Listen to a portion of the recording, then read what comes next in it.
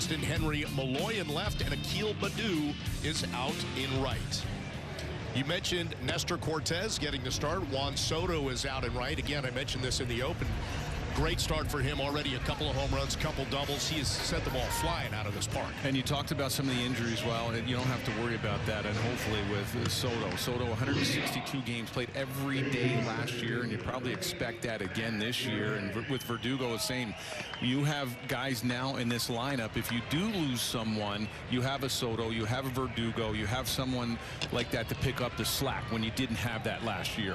Now, we will talk about Alex Verdugo in a bit. He was in the original starting lineup. He's out with a shin contusion. He was hit by a pitch yesterday, so we'll have more on that when we take a look at the Yankees lineup. But first pitch from Nestor Cortez to Matt Vierling on the way. First pitch swinging, and a foul ball down the left field line.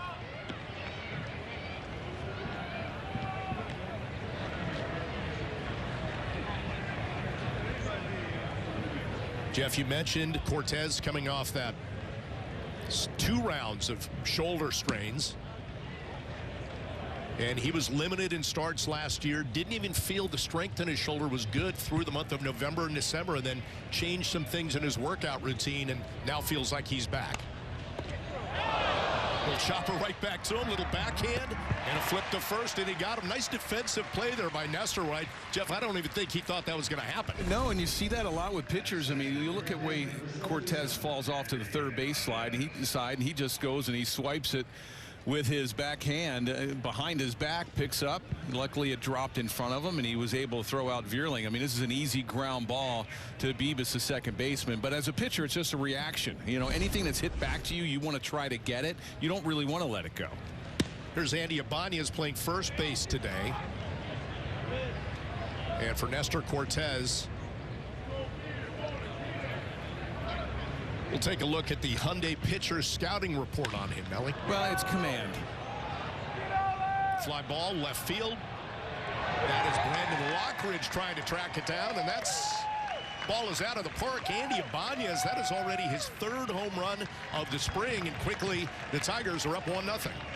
Yeah, well, command issues. That was a cutter that was up, and that was going to be the next one.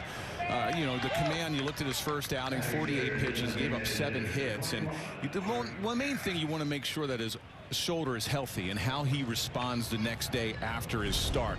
His first start, a lot of pitches out over the middle of the plate, and he gave up 7 hits. You look at this is a slider, or it could have been a little cutter in, and just caught too much to the plate. The veteran Mark Canha DHing today. First pitch swinging, fly ball right field, and Soto's got it 2 away. And the last one, the hesitation. You didn't see him. You remember a couple years ago when he did the double leg kick, or he would pause in the middle of his windup, and there you see the hesitation. I would love to see that back. It really throws the rhythm off of the hitters. Anytime that you can do something on the mound to throw off the rhythm of the hitter, to get him out on your front foot, you want to do it. And he really did that well as far as the double leg kick, or hold it a little longer, drop down from the side. Didn't see it a lot last year. Maybe he implements that a little bit in spring training, and hopefully he'll do that during the season. 0-1 pitch to the shortstop, Javier Baez. Big swing and a miss on a pitch up and out. And Baez is a guy they're looking to bounce back in a big way. Signed that 6-year deal as a free agent 2 years ago and has not lived up to what they hoped he would be. Defensively, he's one of the best defensive shortstops. He's such an exciting player to watch, a very smart baseball player. When he's on the bases, he makes a lot of things happen. He knows exactly what to do. It's just he's a big swing and miss guy, just like that. And Nestor Cortez puts him away quickly. Good high fastballs, but a home run given up. 1-0 as we head to the bottom of the first. Entertainment is brought to you by your local Tri-State Volkswagen dealer. It begins with DJ LeMahieu at 3rd, Juan Soto batting 2nd ahead of Aaron Judge, Anthony Rizzo, and Giancarlo Stanton. I mentioned those guys did damage on Friday night. Austin Wells will follow up doing the catching. Brandon Lockridge in left field with Alex Verdugo out injured this afternoon. Yorbit Vivas is at 2nd, and Jeter Downs is at short. That is a lineup that will take on Matt Manning, and you take a look at Juan Soto. getting ready to go, batting second. What do you think so far about the dynamic of him in the 2-hole and Judge in the 3? He adds so much to this lineup is an understatement. You know, he lengthens the lineup. I like him in a 2-hole because then all of a sudden you have Aaron Judge could possibly see more fastballs. He's going to have a big adjustment because if Soto winds up getting an extra base hit, is a pitcher going to pitch around him? You're probably not going to see a whole lot of pitches in the zone if first base is open. A lot of times maybe even second or third base is open. But this lineup is the length of it, and with Rizzo coming back and being healthy and rebounding from that second half, it's just such a great offensive lineup to start the season. 1-0 pitch to LeMahieu, misses inside. Let's take a look at the Hyundai pitcher scouting report on Matt Manning. Yeah, he's got good stuff. 93 to 95 on a fastball, slider, curveball, change. He doesn't strike out a whole lot of guys and doesn't walk a whole lot of guys, so he's a contact pitcher. Now the Tigers are looking for him to be the 4-5 guy. Had a really good year last year, only 15 starts. Injuries have plagued him as far as forearm stiffness, so he got hit a few times. The ugly finder got him in the foot. He broke his foot last year. To end the season, actually, it was Giancarlo Stanton that wound up hitting that comebacker off of him in health. And I mentioned that if he stays healthy, he could be right there as one of the mainstays in this Tiger rotation. When I saw health on your scouting report, I thought it might just say toe. Toe, forearm. I mean, at the toe. I think would he break his pinky toe earlier in the year, and then Stanton hit one off of his foot that broke it and ended the season in September. He's just not had good luck as far as health-wise. So LeMahieu was ahead 3-0. And Manning trying to battle back here. Now, I want to rewind to Friday when you worked that game with Flash. In the second inning, LeMahieu led that inning off. It was walk, walk, walk, grand slam. That's what these top four in the lineup can do, and hopefully Yankees hope they can do it on a consistent basis. Yeah, exactly. And you want LeMahieu. Now, the Yankees haven't really had a typical leadoff hitter since probably Brett Gardner, right? I mean, usually your leadoff hitter is a speedster. He gets on base, he's going to try to steal bags. And it's a ground ball to shortstop. Baez on to first, one away. But you have LeMahieu at the top. He's such a great hitter, and he works the count, and that's what you want. The Yankees in the past, what have they done? They've always worked the starter. The pitch count starts climbing up there in about the third or fourth inning. Next thing you know, you're getting into that bullpen early. Well, you have guys at the top of the lineup, especially LeMahieu, and this guy, Juan Soto. This guy works the count better than anyone, and for a pitcher, it frustrates you. When you got a guy at the plate that's constantly taking pitches, it's tough. It's tough when they're trying to keyhole you, and you know that, okay, I got to be fine. He's got a great eye. Next thing you know, I'm 3-1. I'm 2-2. I'm in the hitter's count, and I got to put one over the middle of the plate, and he's been destroying it so far in the spring. Manning kind of got a W there against LeMahieu after falling behind 3-0. Now he has to go right back to work against Juan Soto, and I always think with these types of hitters that watching that pitch count in the upper left of the screen, that's so key, right? You want that to stick around 10 to 13 if you're a starting pitcher and not start jumping up around 20 and above. And you hope that's the case with the Yankees this year, is working the count. You talked about the guys at the top of the lineup that can work the count. And LeMahieu, Soto, Judge, Rizzo will work the count on you. You want to see that pitch count. And this is a pitch on the outside part. I mean, it's probably off. It's probably a ball, but, you know, with Soto having such a great eye, it probably is a ball. But that's the Yankees of the past. I mean, because you look at teams' bullpens, and this is how about this home run? This is a slider off of Chad Green, and it was not a great slider. I don't know how he hit this ball. It was up around his chin, and it went about halfway up the batter's eye. He's absolutely destroying it. It's fun to watch. And you know, Yankees of the past, you got in the middle of that bullpen, because a lot of teams, the middle of the bullpen, their long guys are not that strong, and then you start adding on. I know you get in the back end when there's close games, you set up guys, the closers, then you might have some problems with some of the teams. But the Yankees have always worked the starter. They've always got the pitch count up in the high 90s and that 100 pitch mark around the fourth inning, and then you're getting into the weak zone of most teams. 2-2 pitch to Soto. And a chopper high off the front of the plate. And they're going to call that a foul ball.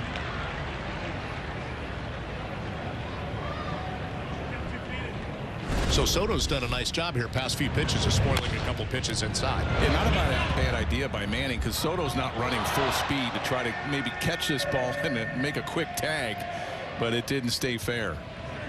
You see it, I think it hits right off the top of the plate. Yeah. That's when you like run into the ball or whatever, man, or slap it with your hand.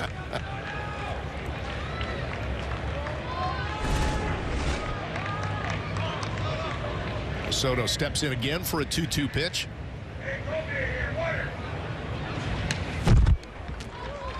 And another foul ball, extending the at-bat. And it exhausts you. I mean, you can see the body language of Manning. He's like, you got to be kidding me here. I'm making some good pitches, and you have someone like Soto that keep fighting them off, and then you try to pick the corners, and you're rolling the dice whether it's a strike or a ball. Absolutely mashes that one out to right field. No doubt about it. A mistake pitch by Manning, and Soto destroys it for his third home run of the spring to tie the game at 1.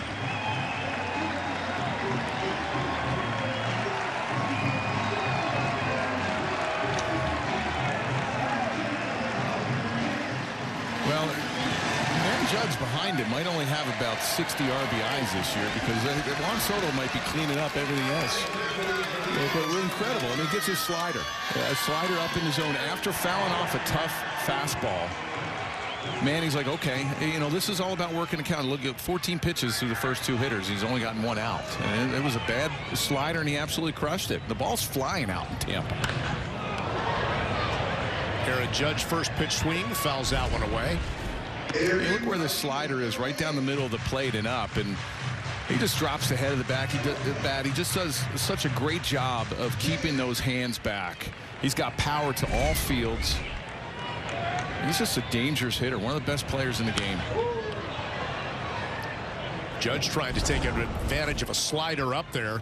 And again, one more look at that swing. Just the balance, and makes it look so effortless. It is. I mean, you see him stay back with those hands, and he just crushes it to right center field. And it's a no-doubter. And when you have someone like that, it works the count and spoils nasty strikeout, swing and miss pitches, and you wind up as a pitcher leaving one out over.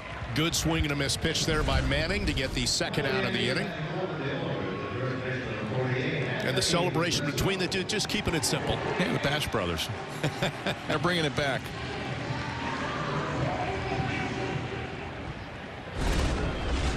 So Soto so far this spring, 3 homers, 7 runs batted in. And here's Anthony Rizzo. He really looked good on Friday night. He walked his first at bat, and his next 2, a grand slam and a solo shot.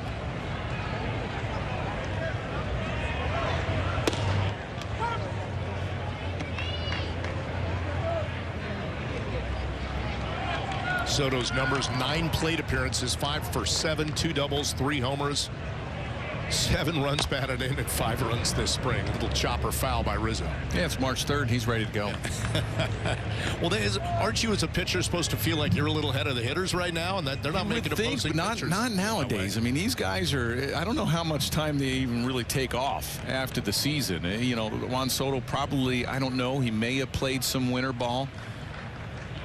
And then probably stopped around January and then continue to hit. But these guys are full bore, you know, 24/7 every day. Swing and a miss, and that'll do it. But Juan Soto tees off again at George M. Steinbrenner Field. His 3rd home run of the spring. Long gone, 1 gone. It ties the game at 1. Good to have you back with us on Yes and the Yes app.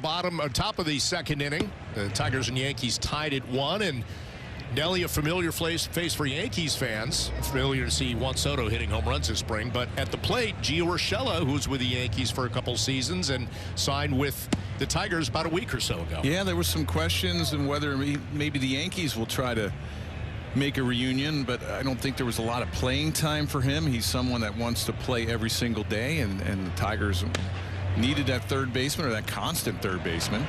Chops one to Vivas at second, 1 away.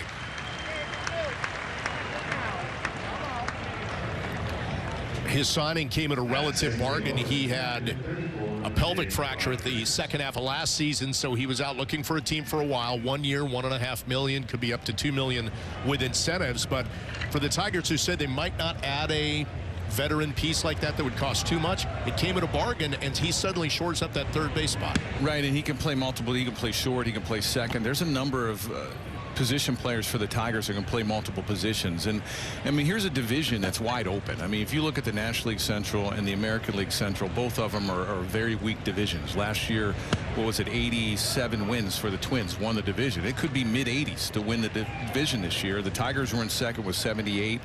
If their pitching holds up, I think offensively, some of their young players, Jake Rogers is one of them, who take that next step, they might be considered the favorite to win the Central. That's a fly ball right field. Soto's underneath it, 2 away.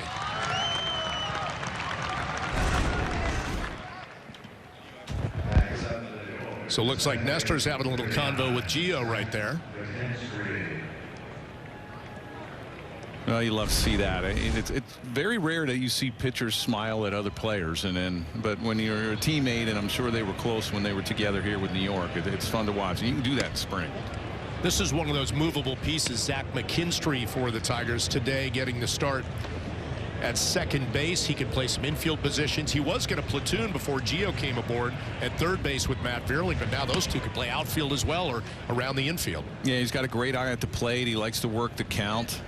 I think he has 7 walks this spring so far, and yeah, when you have guys on your roster that and a lot of movable pieces, it's really an advantage for a club. I mean, look at that. Banez has great power. He can play multiple positions. McKinstry, you have Urshela. That must be even more valuable for a team that wants to keep its payroll down, still has a lot of young players that they can play multiple positions. Yeah, and also you look at the so-called workload. You know, everybody's so concerned about workload, and you don't see too many guys. We talked about Soto, 162 games, not very many, maybe a couple or a handful played every day last year. They try to limit him 130 135 games, and we get some guys off of their feet and either in the DH role or give them a day off, and you have someone that can pick them up. It's huge for a team. McKinstry swings and fouls that one off the chest protector of Austin Wells. So 2-2. Cortez at 20 pitches.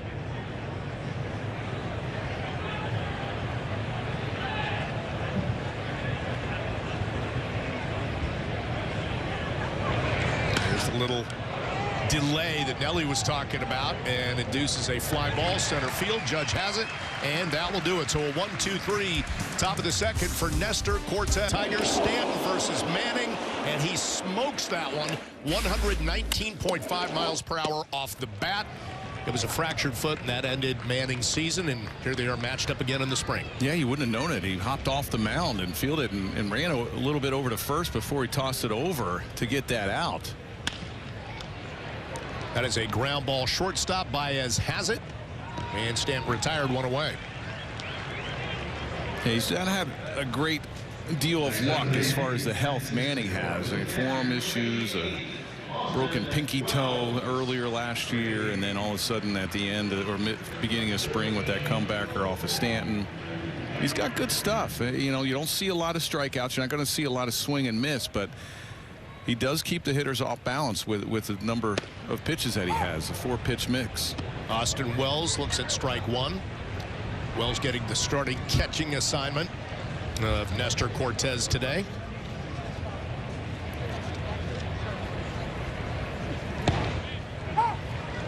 And a breaking ball.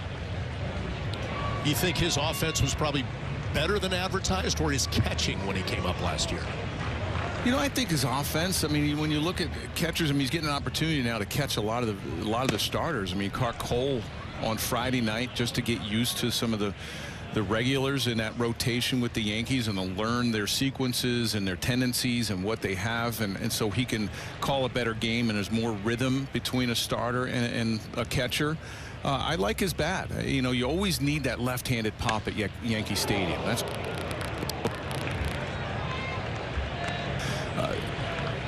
when they win the World Series, they've always had left-handed power. Yep. In 09, the last time the Yankees won the World Series, they had left-handed power. Well, now they have left-handed power again, and I think they have a great shot. And for opposing clubs to come into Yankee Stadium, you have a short porch down that right field line.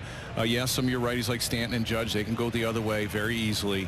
But when you have a Soto, Verdugo, you have Rizzo, you mix it.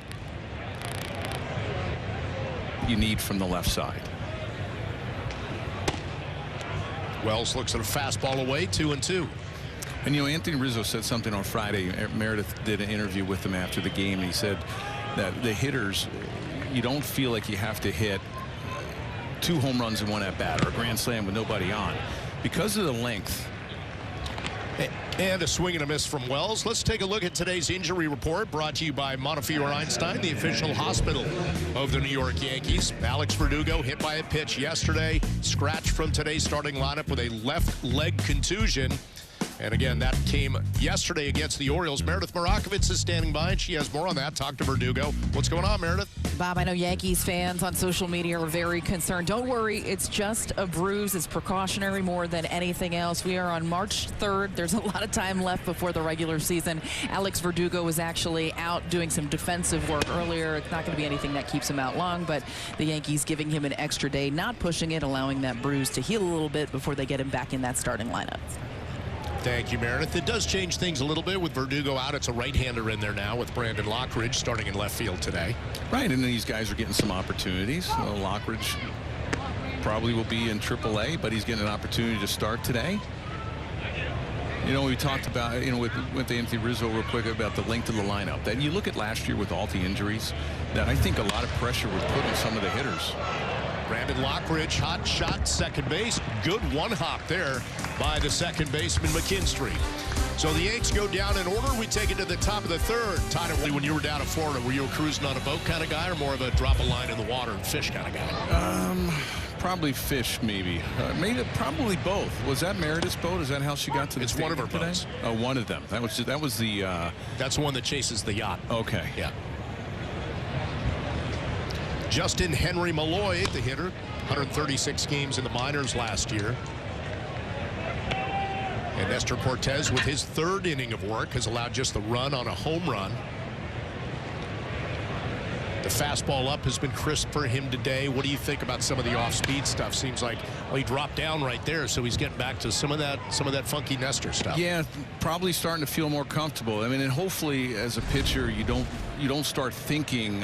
You saw the hesitation in the last inning that got the final out in the second, and then the little drop down. You usually don't see a lot of drop down to a lefty on a righty. Usually it's a lefty on lefty, but any kind of different arm angle that you can give the hitter and just mess up their eyesight. You know, everybody's looking for that consistent arm or release point from a pitcher.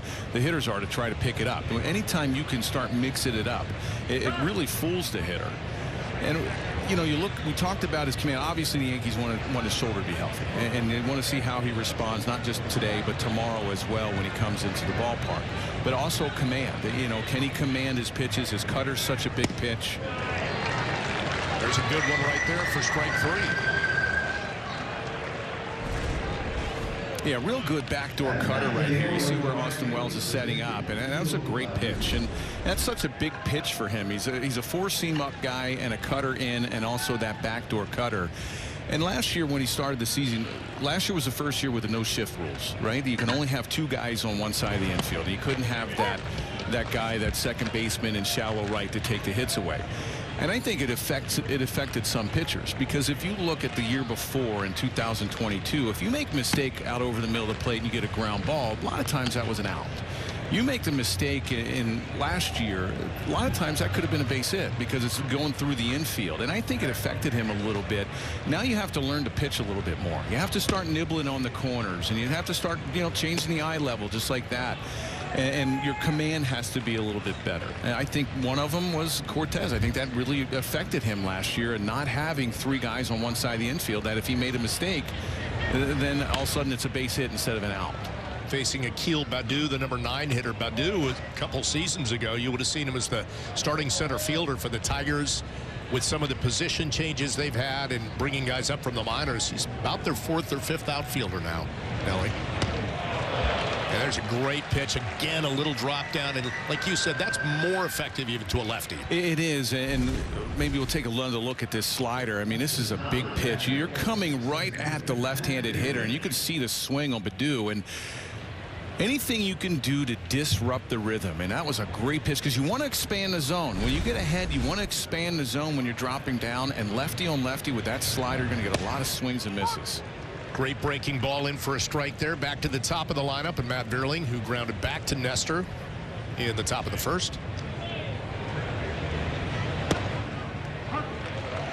Boy, he's getting the feel for that breaking stuff. And the rhythm, he's getting the ball and he's right back on top of the rubber, and the rhythm is really good. And you see the timeout there. And again, with the rules, I mean, the hitter can only call one timeout. And the whole idea for a hitter is try to disrupt that rhythm that Nestor has, but you can't do that anymore. Should be a 1-2-3 top of the third as Jeter Downs makes the throw, and that will do it. We head to the bottom of the third. Yorbit Vivas will lead things off. Football will be having their second annual cruise on the Celebrity Cruises Apex, departing December 7th, 2024.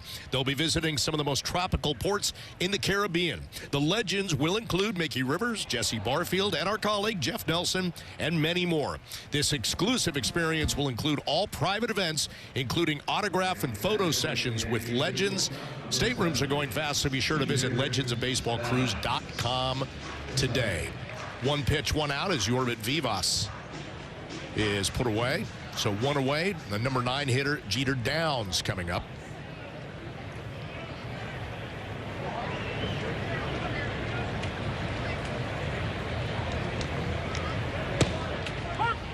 And Manning a fastball down the middle, strike one.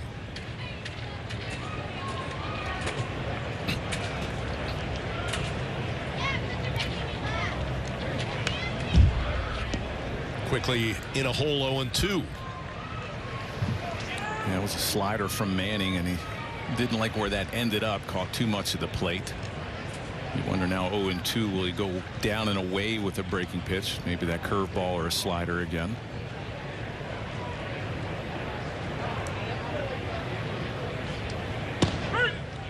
Goes fastball instead and got him looking, 2 away.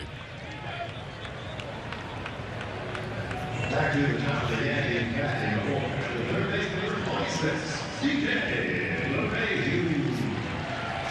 back to the top of the lineup in DJ LeMahieu. Now this is the third inning, but remember Friday night it was the second inning when he led off, and this is where this top 5, these beasts, were working the pitcher that night, and they were able to do it in the first inning as well. LeMahieu an extended at bat, as well as Juan Soto, and then Soto hit his 3rd home run of the spring. And you would expect LeMahieu to get a lot more fastballs as well, a lot more pitches to hit, only because of Soto and Judge being behind him.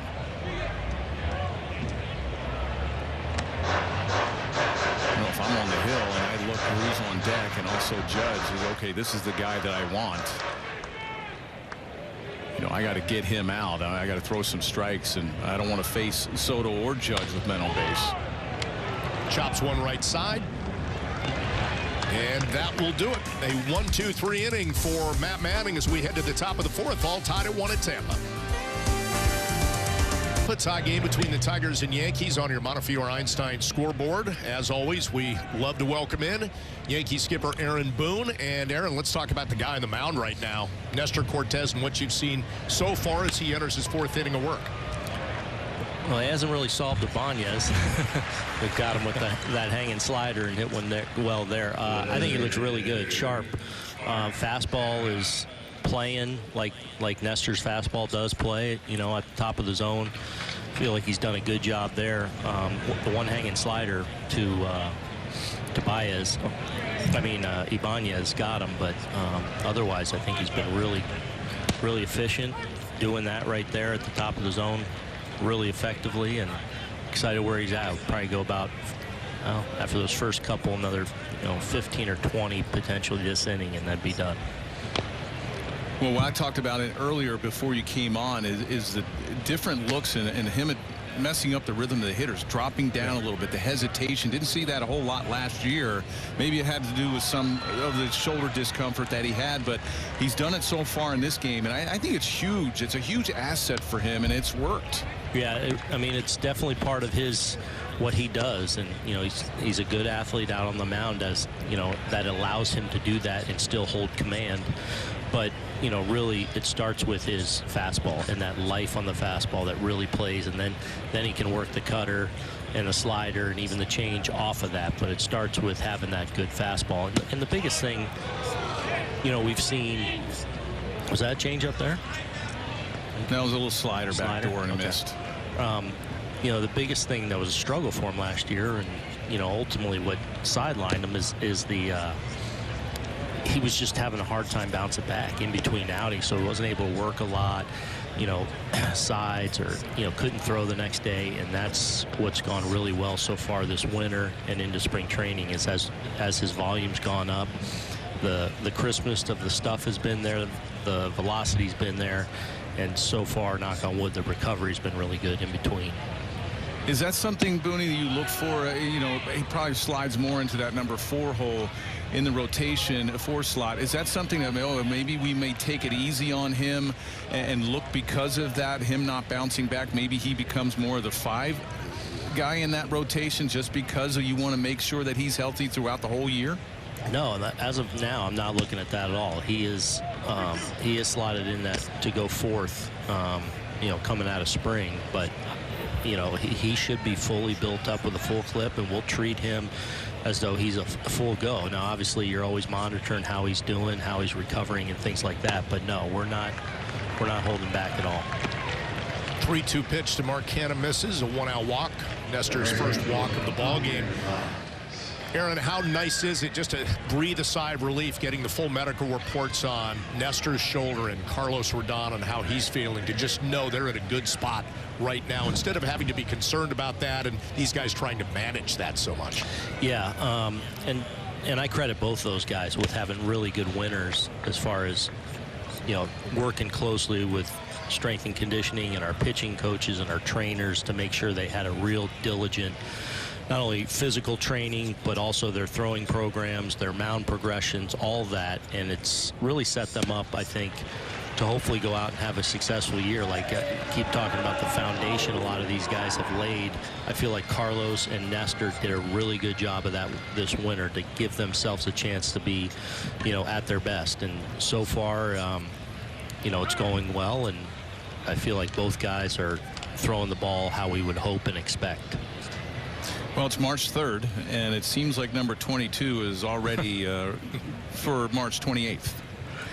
He's fun to watch, man. I mean, he has that feeling that he's going to kill every pitch he swings at. He's got so much plate coverage, and obviously the discipline to not chase either. So it's been fun to watch him. It's been fun to watch his process. And, you know, I really feel like not only obviously having one of the game's great hitters in there alongside one of the other great hitters in the game in Aaron Judge, but I feel like, you know, we're getting back a little bit of that culture of grinding pitchers down and guys taking pride in that, and you know, Juan kind of embodies that, you know, that wear teams down, and that's what I want us to be, and that's what I feel like we need to be when we're at our best offensively. And hopefully we can put, you know, last year behind us from an offensive standpoint, and I'm really excited about what we could do, you know, from an offensive standpoint, and obviously Juan kind of helps set that tone. Two-way here in the top of the 4th. Aaron, we talk about certain guys with baseball IQ. It seems like that home run that Soto hit on Friday night, this one today, almost as if he anticipated what was coming and just did damage on it. Like, is that fair to say that certain guys just seem like they just have almost a sixth sense of maybe what's coming next? Well, I think one of the things that gets lost when you see sometimes great players, whether it's a pitcher, hitter, like, you know, there's very few dummies that walk up in that box. Like, you gotta, there's an intelligence that goes along with being great at your craft, and I feel like Juan certainly has that. But then, you know, he's so unique in that he's such a deadly high ball hitter, which you don't typically see from, you know, great hitters and great power hitters tend to be more low ball hitters. But both him and Aaron are really good at the top of the strike zone, and then, you know, doesn't really expand. It's fun to watch him. Like, it feels like a battle every time he walks up to that plate. And a swing and a miss there from Gio Urshela, evens the count at 2-2. You know, Booney, Stroman wasn't on TV yesterday here on the S Network, but Stroman looked really good yesterday going 4. Yeah, he did. Real pitch of fit through 48 pitches in 4 innings, just kind of working both sides of the plate. secondary, changing speeds, moving the ball really well. He was just kind of like a walk in the park. He was just really in command of what he was doing. Great day's work. He got his 4 innings in and under his pitch count, so we actually had him go throw more in the bullpen. But he was fun to watch pitch yesterday. 54th pitch coming up from Nestor Cortez, and a ground ball to the left side. Jeter down. Oh! Down the hole, and he does. Dazzling. Wow. Hey now. That's a good way to wrap up your segment, Aaron. A little extra spark. Yeah. Coming on that play by Downs. I gotta go give it up to that. That's nice right there. All right, guys. Absolutely. Enjoy it. Have a great afternoon of the New York Yankees. We head to the bottom half of the 4th inning. Juan Soto coming up, and he'll see a new pitcher. Soto homered off Matt Manning in the 2nd inning. Or excuse me, in the 1st inning, and now he steps up against Casey Mize, the former 1st overall pick of the Tigers back in 2018. Yeah, another Tiger starter looking to break into this rotation. His last outing was in April 14th, 2022. Had Tommy John surgery, so coming back off of that. As of now, he probably slides into that 4 slot in the Tigers rotation. Not only had the Tommy John surgery, followed that up with an injury to his back, which set him back as well. So that's why you don't see a lot of numbers on him from 2013. And again, most of 2022 off as well. So this is a former 1st overall pick that they really want to get something out of him. Starting out the Juan Soto fans very young there. Fly ball left field. That's a nice play there by Malloy. 1 away. Juan Soto almost going deep again. Talked about the power to all fields. I mean, this ball just continues to carry. It's a fastball up and away, and he hits the ball where it's pitched. It just continues to carry down that left field line. Wind blowing out a little bit at George M. Steinbrenner Field. Nice catch. So now if you're Casey Mize, you feel like maybe you got away with one there. And now who steps in but Aaron Judge? Well, you're breathing a little bit of sigh of relief, but you can't let down yet.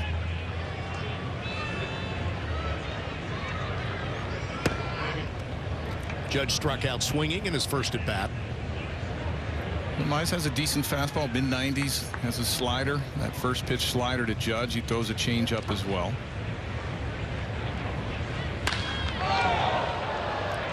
Lifts that one out to right field and into the corner. The question, will it fly far enough and just over the wall, foul?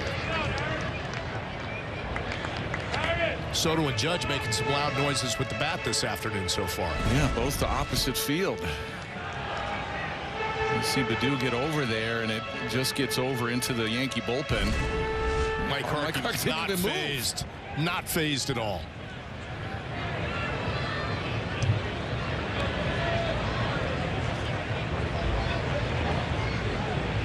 2-1 pitch to Aaron Judge.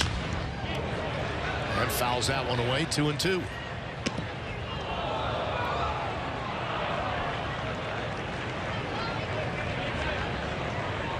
Just busy paying attention to his pitchers. That's considered the bullpen phone, the walkie-talkie around the neck.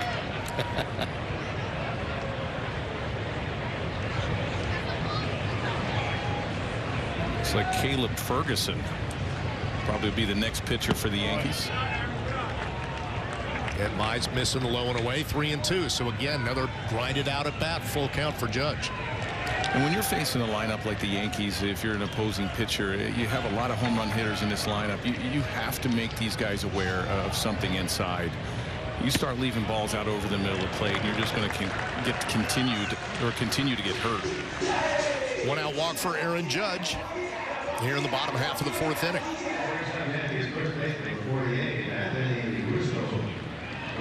Anthony Rizzo will come up. He struck out to end the 1st inning.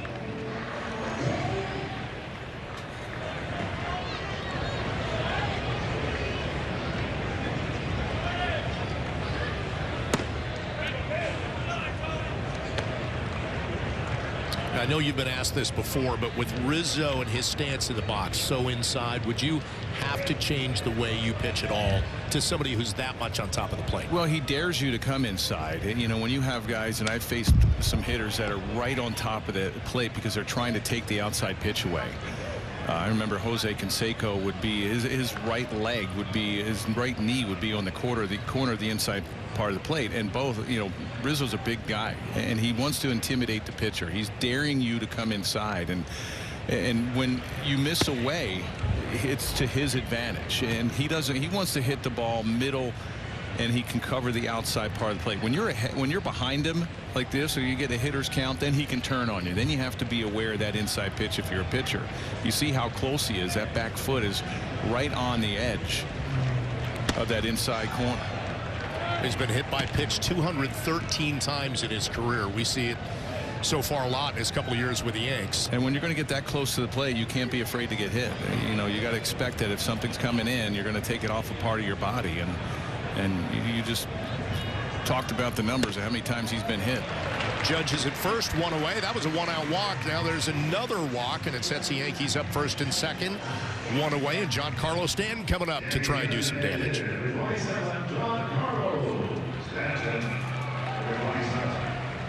Stanton grounded out to short in his first at bat.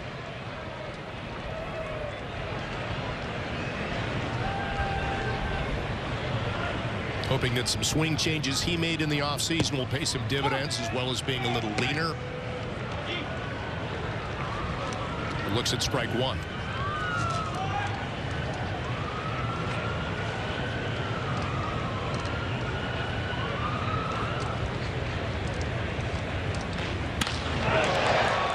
Mashes that one out to right field, and that'll be caught by the center fielder Veerling. That'll hold the runners. Two away. You know, you look at Stanton. I mean, last year he was your cleanup hitter in a lot of instances, and now he's dropped back to the 5-hole, maybe the 6-hole, and this was a fastball upstairs, and it just gets off the end of the bat. Thought he had squared that a little more than it sounded a lot better than what it was. Austin Wells struck out swinging his first at bat. Looks at a breaking ball up from Mize. 1-0. You know, Flash and I talked about this on Friday about, okay, you get through the first 5 or 6 guys in this lineup, and for a pitcher, you're like, oh, oof, I'm taking a deep breath and saying, hey, I can breathe a little bit. But these are the type of guys that you don't want to sleep on. I mean, you start, okay, I can get ahead quickly because I got the 7, 8, 9 guys are probably not as strong as the top of the lineup for the Yankees, and you know, these guys can take advantage of that and maybe see a lot of first pitch fastballs, a lot of good pitches to hit. 1-1 pitch to Wells. Runners at first and second. Mize missing way up. 2-1. Trying to triple up on an off-speed pitch up. He got the second one to drop in, though Wells didn't think it was a strike. Yeah, Mize throws a split. You can watch how he holds that pitch before he delivers it, and it's a tough pitch to go in your glove, because then a hitter can probably pick up some movement from your glove or your hand. Wells lifting that one.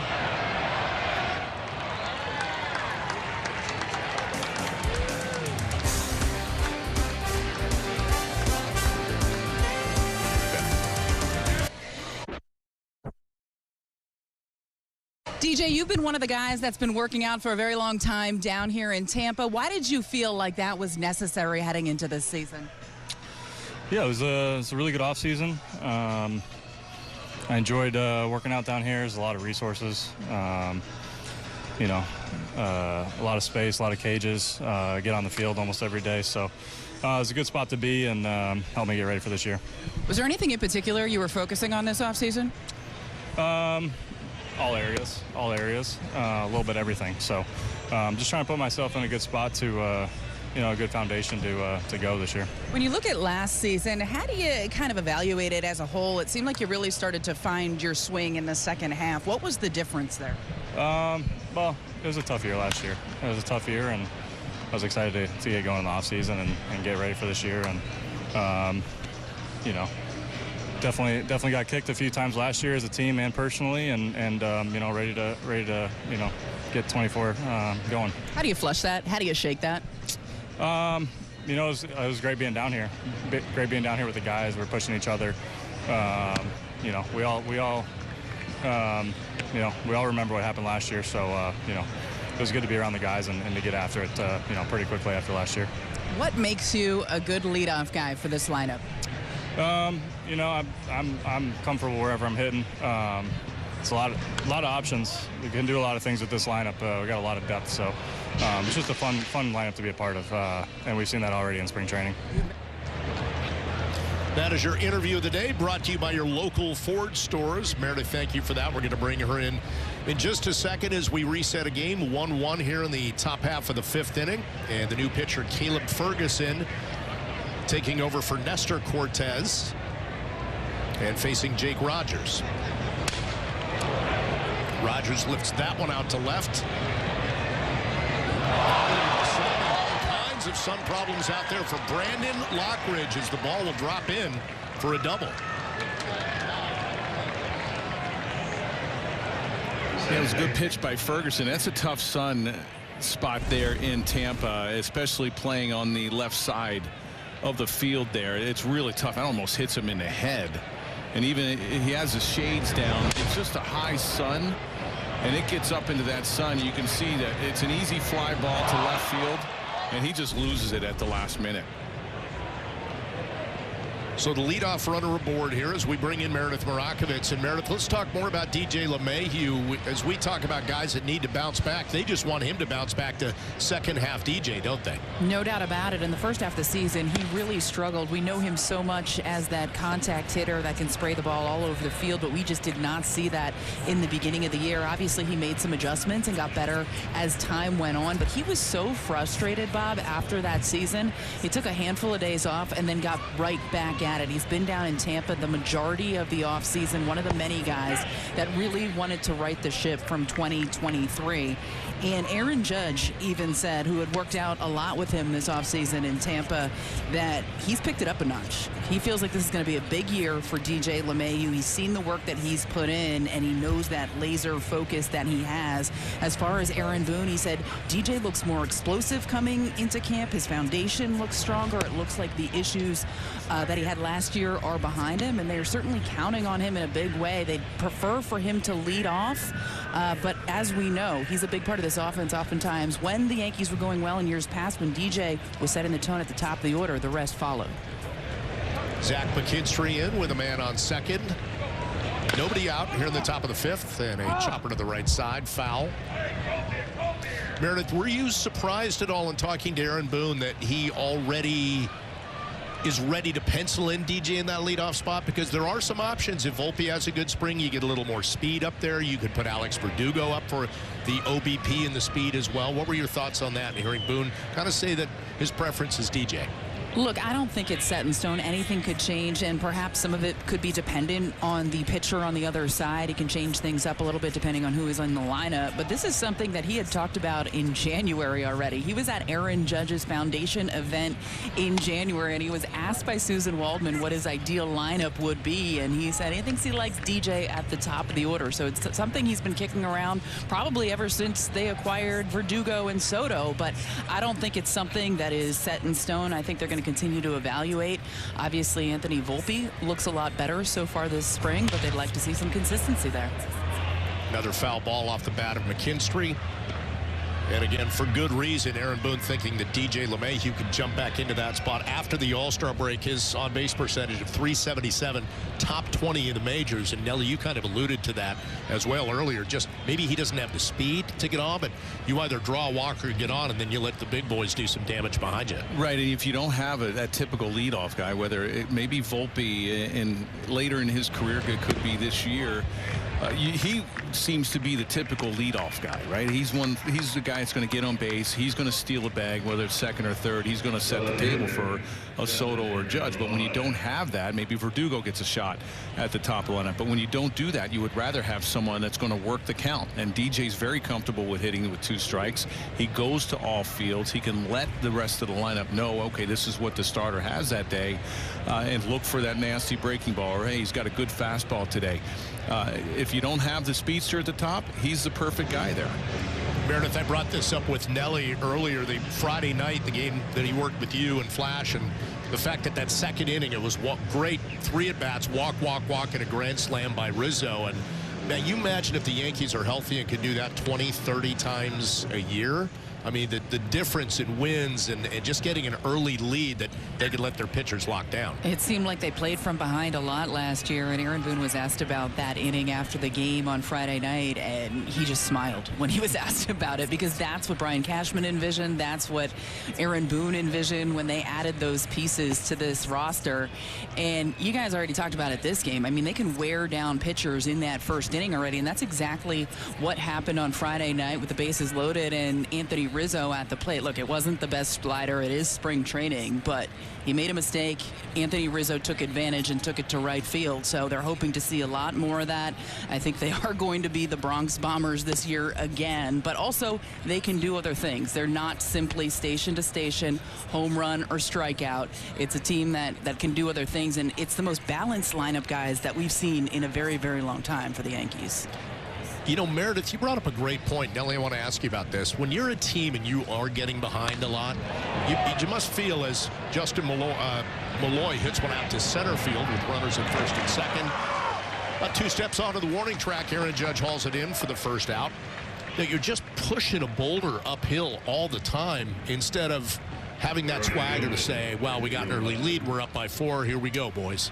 Yeah, exactly. I mean, and we're not going to sugarcoat last year's offense, and a lot of it is because of injury. A lot of it was lifeless, right? I mean, there wasn't a lot going on. Adding the pieces that they did, getting a Rizzo, having LeMahieu at the top of the lineup healthy, Volpe coming into his sophomore season looked like he's gotten a little bit stronger and bigger and a lot more comfortable. You throw Torres in there. I mean, this lineup, the length of the lineup, it can do damage 1 through 9, and they haven't had that in a long time, and it's very tough for an opposing pitching staff to try to navigate through a lineup like the Yankees if they stay healthy the way they should and the way they've gone early here in spring. Caleb Ferguson trying to get out of a little jam here. Second and third, 1 away. This is Akil Baddoo, the number 9 hitter. He struck out against Nestor Cortez in his first at bat. Yeah, Nestor did an outstanding job going 4 innings, and Ferguson's going to be one of those key lefties out of the bullpen coming over from the Dodgers. Doesn't give up a lot of home runs, only 4 home runs in 60 1/3 innings. Fastball, slider, mid 90s fastball, 95 to 97. And they love finding those pitchers, right? The relievers that can sink the ball, keep the ball down, induce a lot of ground balls inside Yankee Stadium. And of course, even doesn't matter when they're on the road, just get outs. Fastball to Akil Baddoo, evens the count at 2-2. Yeah, 93 with the fastball. Now, a lot of times the velocity will come in spring as the spring goes on. Your arm starts getting stronger, so you'll see that 95 to 97 later in the spring. Some guys don't get full velocity until about halfway in April. Baddoo fouls that one away. So you take a look at the projected bullpen for the Yanks in 2024. Ferguson would obviously be a big part of that, a left-handed option with Wandy Peralta gone. That's good to have. Clay Holmes should be closing things out, but strong back end with Kahnle, Loaisiga as well. And again, speaking of health, you hope for a healthy Jonathan Loaisiga as Caleb Ferguson comes up with a great breaking ball right there for a strikeout against Baddoo. Yeah, this is like a backdoor slider. You see Wells, he wants it on the outside part, and it catches the inside corner and locks up Baddoo. There you see the legs, a little buckle. Good pitch. And that'll do it for Ferguson. Gets 2 outs here in the top of the 5th. We'll step aside as the Yanks make a pitching change. FordNow.com. Third pitcher of the afternoon for the Yankees. It is Alex Mauricio coming in to hopefully get out of the top of the 5th unscathed for Caleb Ferguson, who allowed runners to get to second and third before he put away Akil Baddoo for the second out. 22 pitches from Ferguson. Don't want to see that get any higher, so that's why they went to Mauricio. Real good numbers in Double-A last year for the Yankees. Facing the top batter in the order, Matt Vierling, who has grounded out twice. Back to the pitcher and to short.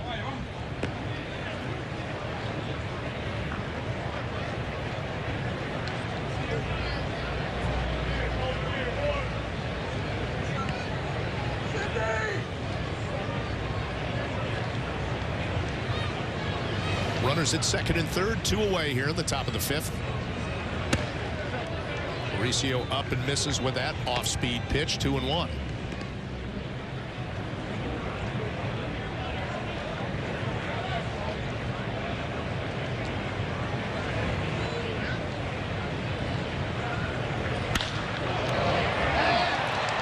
Sharply down the left field line past LeMahieu and into the corner. That's going to score a pair to give the Tigers a 3-1 lead as Vierling comes through against Alex Mauricio, and Detroit's on top.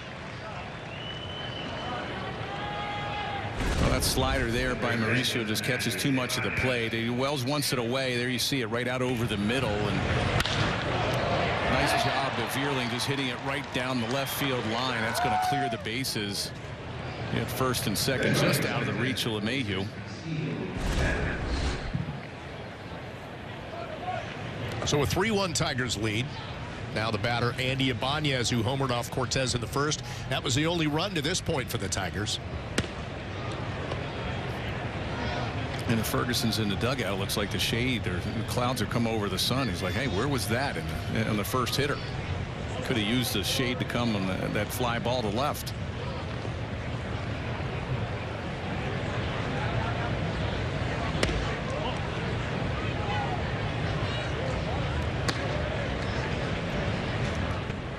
Pinch runner has come in for Vierling. It's Wenceel Perez.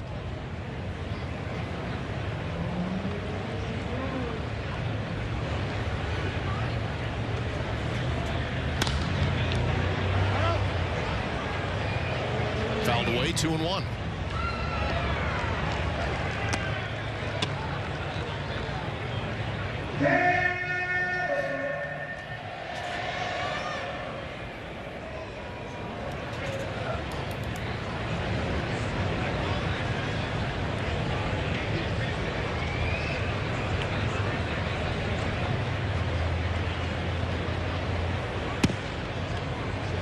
Missing away again, 3-1. Mauricio's 27. Looks like he's 15. I think he had to grow that mustache just to look older. Look at him. He looks like a young kid.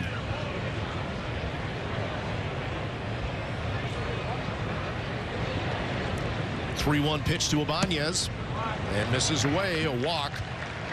So a double and a walk by Mauricio. And it's first and second, 2 away here in the 5th. This could be nerves. You get an opportunity to pitch in a big league game, and asked to come out and get out of a jam, and he wants to impress the coaching staff.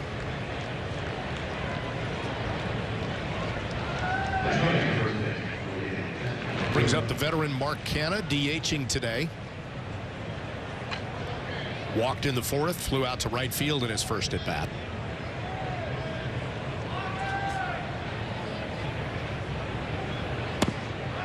He's struggling with command, kind of on top of that ball, just darting it towards the ground. Yeah, overthrowing a little bit, and at the same time not staying back. Anything that happens at the plate, whether it's a ball or even a strike, it always starts at the rubber. Breaking your hands at the right time, staying back over the rubber.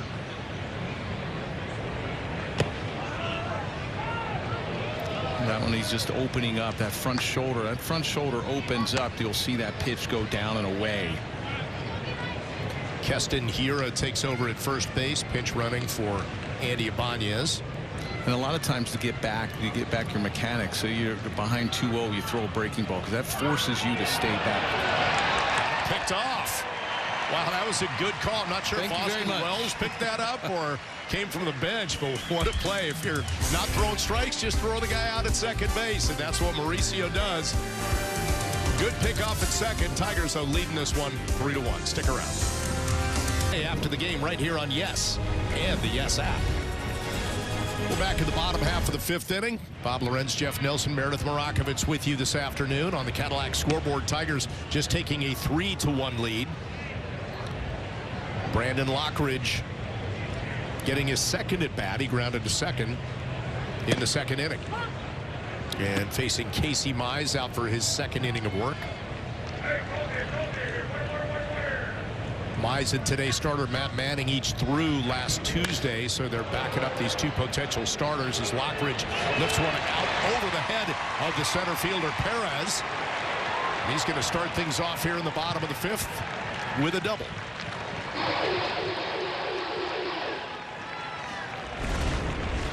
Oh, real nice swing. It's a 1-1 fastball right down the middle of the plate and down. There you see the center fielder Perez. He's playing shallow and playing more towards right field, and that gets past him up against that wall. Easy double for Lockridge.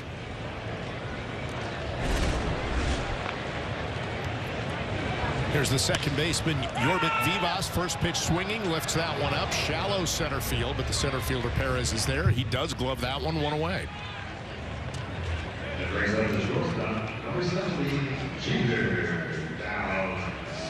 Well, Jeter Downs will bat with one away. Jeter Downs, where we were talking to Aaron Boone, top of the 4th, making a terrific play in the hole to end the inning. Yeah, similar to a person he was named after, number 2, Derek Jeter, going to his right and making that throw across the diamond. He got him by about a step and a half.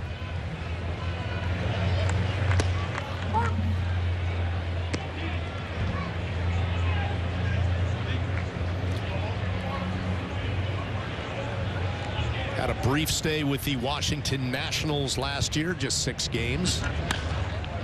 And a chopper foul.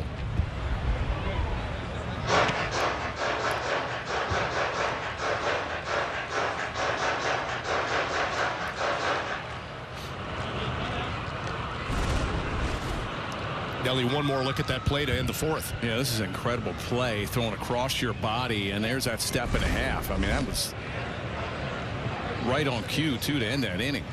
Love how Rizzo, when he sees the flight of that ball, just makes it look so ho-hum. Exactly. He didn't even stretch. It wasn't even close.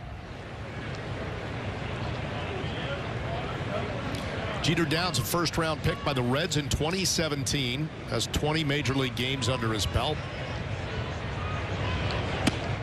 Yankees acquired him, had to let him go in the offseason, but then brought him back on a minor league deal. He was acquired by the Red Sox in the Mookie Betts deal. So he's played for the Red Sox, was with the Nats last year. And now in the Yankees organization. Looking at a 2-2 pitch from Casey Mize. I want to say, I think wasn't the Yankees needed roster room? I mean, when they picked him up, they had him on the roster. And they needed room, probably when the Verdugo, Soto, or one of those deals. And Grissom.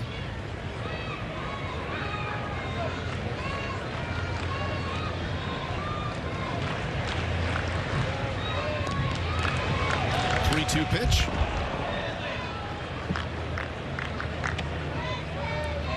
Well, Lockridge had a huge jump at second base, and it's a shame that it was 3-2. He had that third base stolen easily.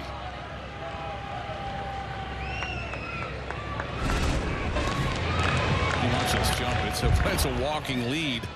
He's probably standing up. Mize in with a strike on Jeter Downs, 2 away.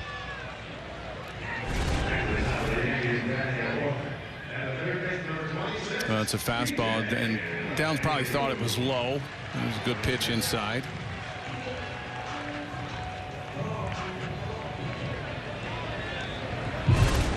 So back to the top of the lineup with 2 away. DJ LeMahieu is 3rd at bat of the afternoon. He's grounded out a couple times, but a chance to cash in here and make it a 3-2 game. And then after the 3rd time with them hitting, then it's good luck trying to figure out who goes in. We keep them updated, just not in real time. All the time. LeMahieu swing and a miss, evens the count at 1-1. Mize up on the gun, 97 right there with that pitch. Yeah, that was a good 4-seamer up.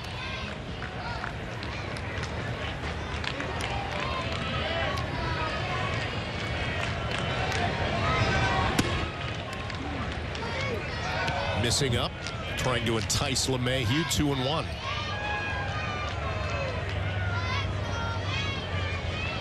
And you look at the Tigers rotation, Maeda coming over from the Twins, and you have Skubal, you have Flaherty, and Mize, and Manning hoping to fill out that 5-man rotation, and Mize has got a great arm.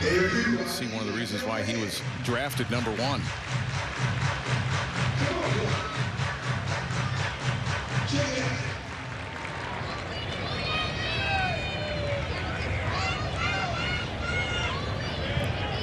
Two pitch to LeMahieu with Lockridge on second. And misses 3-2. So again, another full count at bat for DJ LeMahieu.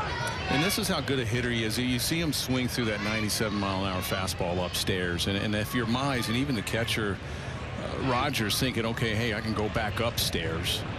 And he just lays off of him. And a swing and a miss there from LeMahieu, and that will do it. Yanks strand a runner at second base here in the 5th, and we'll take it to the top of the 6th in Tampa. Tigers up 3-1.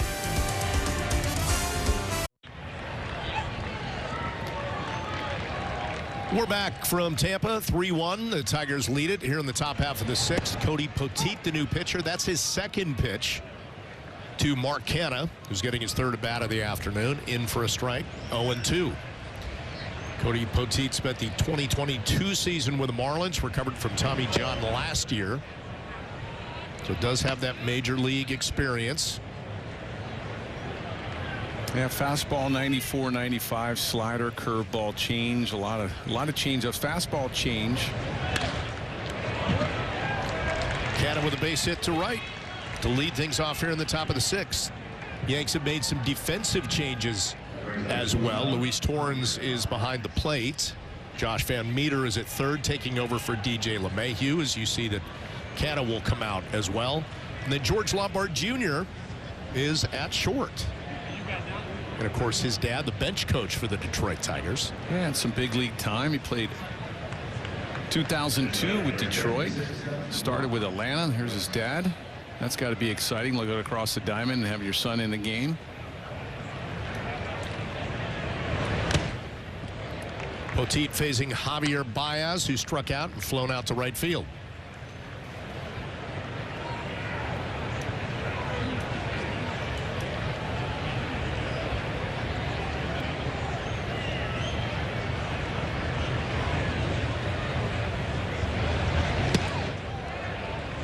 And a swing and a miss, and you talked about it, that big swing, and they were hoping that a couple of years ago put that money out there for him, 6 years, $140 million, that Baez could have an impact, and a real positive impact. Hasn't been able to do that so far. Said he had some back injuries last year that limited him, and he had an opt-out, and guess what? He opted in. Yeah, definitely. I mean, he wasn't going to go anywhere and get the money that he's making now. And when you get ahead of him, you can just expand the zone, either upstairs with the fastball, down and away with the breaking ball.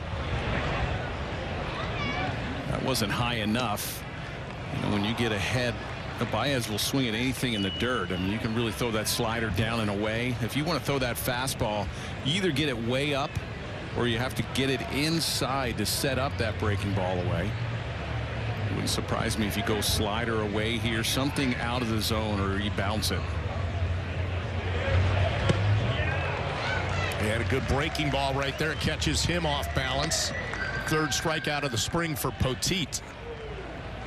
Well, prior to the game, George Lombard and George Lombard Jr. exchanged the lineup cards for today's ball game between the Tigers and Yanks. Yeah, I saw that. Gave Dad a hug in between.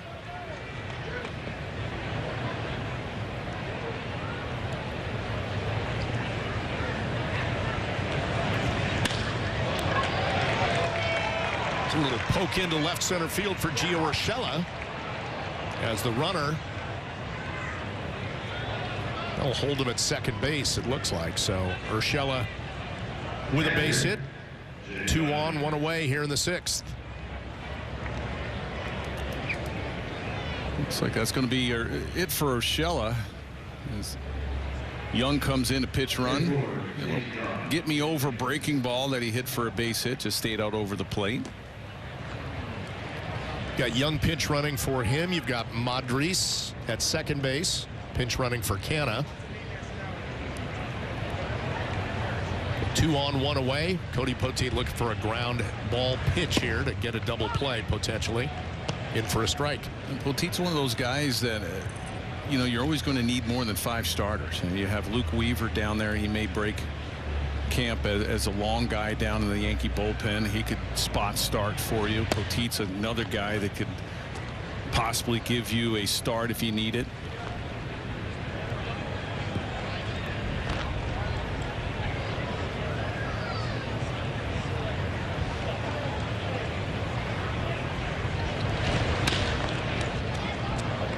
Ground ball. We'll see if they can get two. Van Meter on to first, second, on to first. They don't get it, so runner advances to third. They get the man at second, 2 away here in the 6th.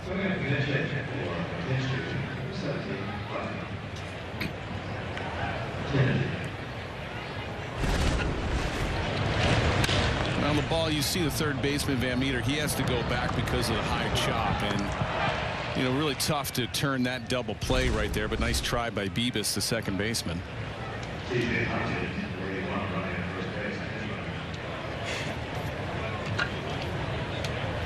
First and third, 2 away. Tigers leading at 3-1.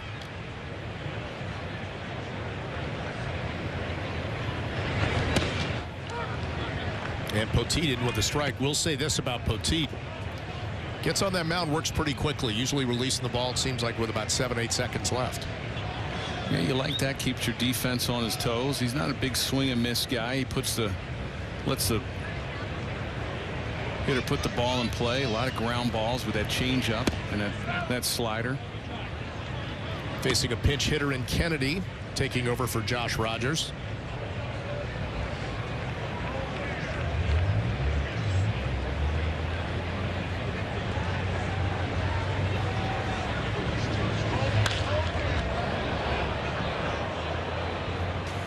And behind in the count, 1-2.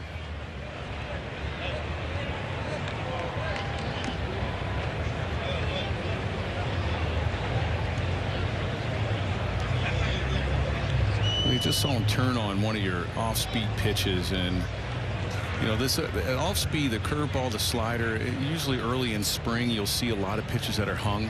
You know, you don't have that good swing or that good spin or that good arm strength. That comes later in camp.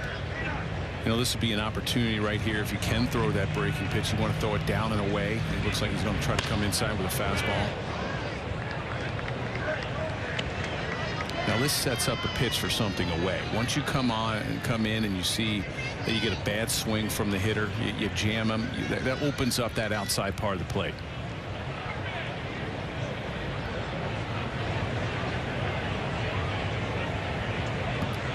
Poteet looking for a big out, keep it a 3-1 game.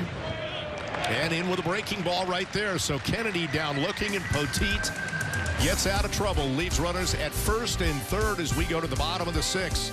Soto, Judge, and Rizzo coming up.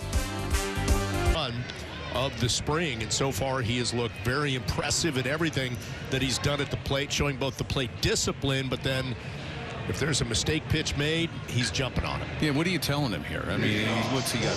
What's he, 5 for 7 so far, 3 home runs? I mean, can you really tell him anything right now? He's probably talking about Lang.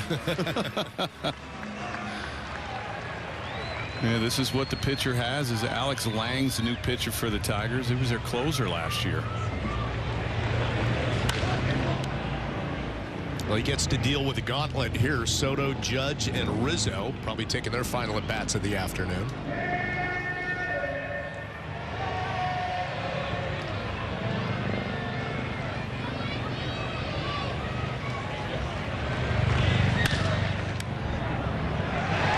Chopper past second base and into right for yet another base hit. So he's 6 for 8 this spring.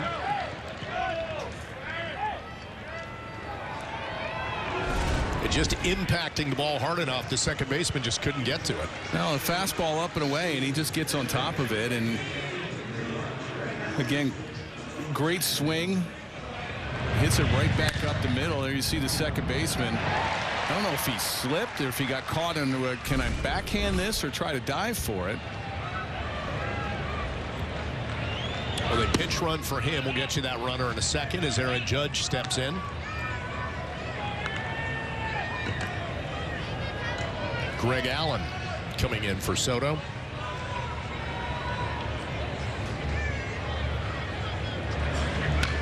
Judge has struck out and walked so far this afternoon.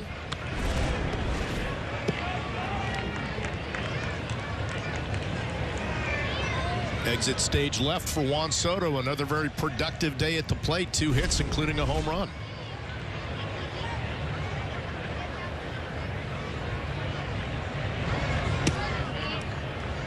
Fastball misses, 2-1.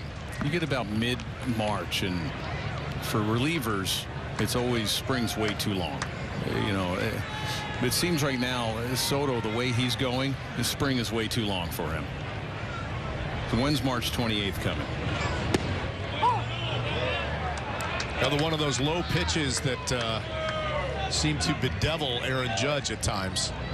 Yeah, Lang's got good stuff. Mid-90s fastball, gets it up to 97, has a big curveball there. You see that fastball down, maybe below the knees. And a swing and a miss from Aaron Judge.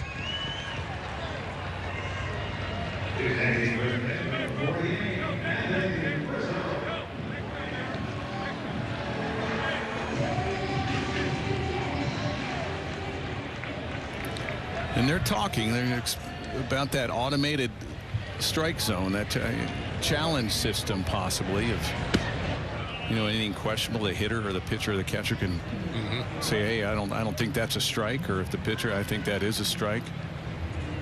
It's not coming in this year. They're thinking about it in the future. I don't want to see a full automated strike zone. I don't want to see that. Being tested at the AAA level this season.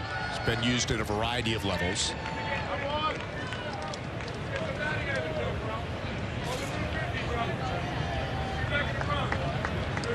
Dan Iasonia, the home plate umpire.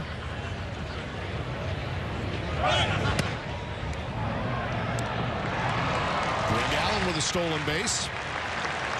It's a runner in scoring position for Anthony Rizzo, who's in a good spot.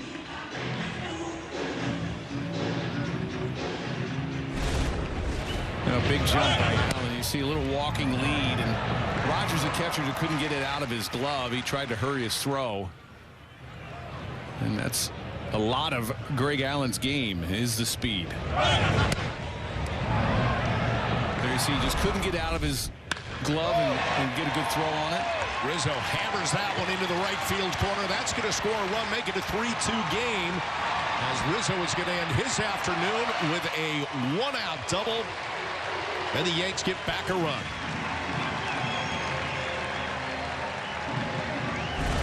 That Allen's speed right there to steal a base just produced a run. It was, and it was a 3-0 fastball, and it was up in his zone. And Rizzo hit a grand slam on Friday night on the very first fastball he saw, first pitch, and that was a 3-0, a hitter's count. And you like the aggressiveness. He's really seeing the ball well, hits it down the right field line, legs out a double. Speed kills. You get in scoring position. That's exactly what you love to see. Pinch runner takes over for him at second base. Ben Wright. Ben Rice taking over at second base, pinch running. Giancarlo Stanton up, chance to tie the game or maybe put the Yanks ahead. So far today, a ground ball and a fly ball to center field.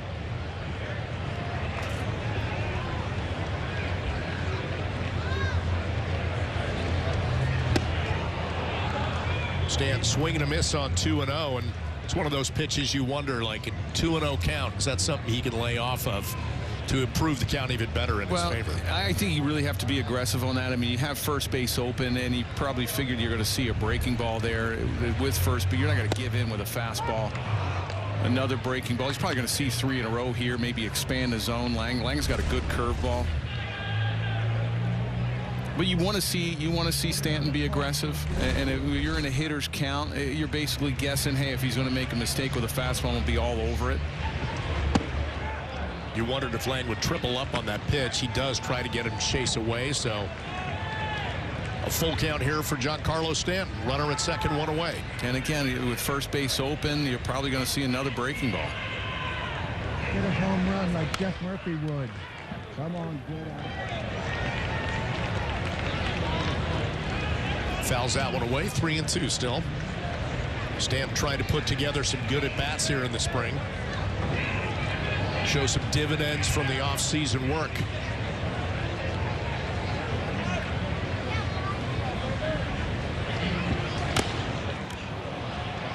Lang goes fastball 96, little chopper off the front of the plate, but it's a foul ball. One thing last year, Stan had a hard time with catching up with that fastball in the upper 90s, and so far right there, chopping that one, getting some bat on that to 96 to stay alive. Yeah, it seemed like last year he had one slot. It was about belt high in, and anything up hard or down and away, he really had a hard time to handle. I mean, hard time handling it. There you go. Fastball at 97 strikes him out, 2 away.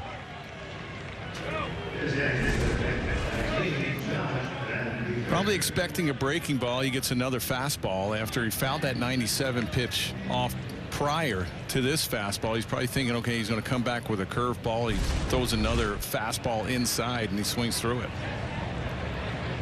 Lang is a big swing and miss guy for the Tigers. Josh Van Meter is the hitter.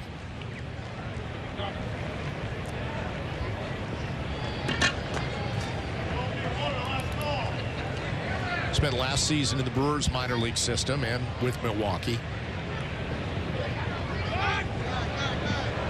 A pickoff attempt at second. No go there. Rice gets back. So saw the Yankees do it. Maybe said, why don't we break this out of our bag? Yeah, Mauricio had an inside move, and this is where you have to spin. You really don't turn that way when you're making a throw to second base. You usually spin around the other way, like your body goes towards first base. And that time, Lang was a little late going to second on the pickoff. You probably had him if you would have spun the other way and been a little bit quicker. That's usually a play called sometimes by either maybe the middle infielders, or sometimes a catcher will call that play.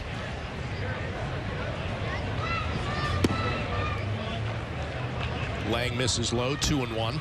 Another drill you work in spring training. A lot of it you'll see the middle infielder will break when the pitcher turns his head, and sometimes the catcher will drop his glove, giving that signal for the pitcher to turn and throw.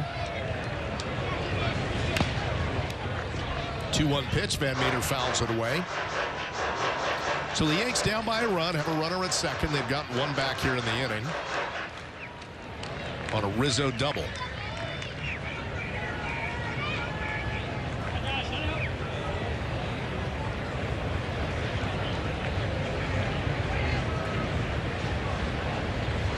Two pitch to Van Meter, and a swing and a miss. Lang with a nice breaking ball, and that'll do it for the Yanks. They get one back. It's 3-2 as we take it to the top of the 7th in Tampa. 3-2, top half of the 7th inning. Some of the changes have been made. Anthony Rizzo just had a double to make it a 3-2 game, and so the younger players coming in as Cody Poteet comes back out. Yeah, all the vets hit the shower. Facing Donnie Dingler, who just came in for Justin Henry Malloy.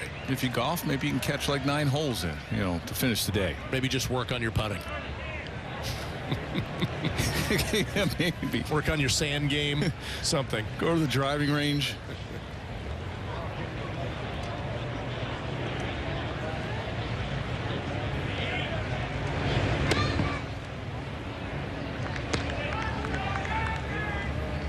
Spencer Jones has taken over in center field, and earlier today Meredith Marakovits had the chance to chat with the prospect. Spencer, you hit the ground running here in Tampa. First game of the spring season, 470 feet. That's all you got? That's the furthest ball I've ever hit in my life. So felt pretty good. Just got one out in front, and I'm glad it happened early. Got the first one out of the way. When you barrel up a ball like that, just what does that feel like? Honestly, like balls like that, you don't really feel it off the bat. You just know you struck it well, and then you try and catch the ball flight, and I just wanted to put my head down and run. So it's your first big league spring training. Overall, just what have you taken in? Just, watching a lot of these extremely professional players go about their business, right? It's some of the best in the world at what they do, and I feel like my job is just to watch and observe and learn as much as I can, just by watching them or asking them questions or whatever else. Was there any of those veteran players that have hit a lot of home runs themselves that came up to you about that 470? Yeah, they made some jokes or whatever saying that, they gave me some good luck, but I mean, it's all part of it. It's pretty cool. Is there anyone in particular that you've really been picking their brain to kind of see how they go about their business? It's been pretty general. I mean, I'm lucky. I got a good spot in the locker room. I'm close to a couple of the veteran guys, and it's just small conversations, small little things about what they're thinking at the plate, or their defensive approach, those kinds of things. And early in camp, Judge helped me with some ground ball mechanics that it was just some things I needed to work out early, and he was really open, and it was great. What was different about what he does on ground balls and what you were doing on ground balls? Just a quicker exchange and putting I was bringing my glove up a little too high when I was grabbing it, and the coaches and him showed me a way that's a little bit more efficient. How valuable is this experience overall? It's incredible, right? I mean, this is a great job, and being able to come here every single day has been unbelievable. And it's not every day you get to wake up and come work out with a lot of these big leaguers and do all these things. So I'm enjoying every moment. What are your goals for this season? Number one goal is going to be stay healthy and play as many games as possible, you know what I mean, and apply the things that I learned last year towards aggression on the bases as well as in the batter's box, and then just let it all play out. Terrific interview with Spencer Jones. Meredith back with us, and it's all about real estate, right? He's got a good piece of real estate in that clubhouse between some veterans where you can just sit and quietly listen to some great conversations. To the right, he has Giancarlo Stanton, then Juan Soto, and then the list goes on and on and on there. But he's been a guy that's just kind of been soaking it up, Bob, enjoying every minute of this, trying to learn as much as possible. But he's been impressive. The Yankees are high on him. Obviously, he's one of the top prospects, and a guy's name that you've heard a lot in the offseason and even last year at the deadline as a guy that other teams would want, but the Yankees and Hal Steinbrenner have been steadfast about the fact that they are not getting rid of Spencer Jones. Now, this is interesting. I don't know if you guys know this. He saw 68 pitches so far this spring. He has not had a swing and a miss on any of those. He told me he heard the chatter last year that he was perhaps swinging and missing a little bit too much. That was his focus this offseason, to try to clean that up a little bit and make sure that would not be the case. And he said it's all about intent, mindset when he gets in the batter's box. He said it might sound a little bit silly, but you just cannot take a pitch off. You have to be focused, dialed in every pitch, and he is impressed so far here this spring, guys. Boy, that is very impressive. Ground ball right side. That's going to do it here for the top half of the 7th inning, with the Tigers leading at 3-2. In a moment, we'll take it to the bottom of the 7th, but right now, let's stick around and honor America with God Bless America.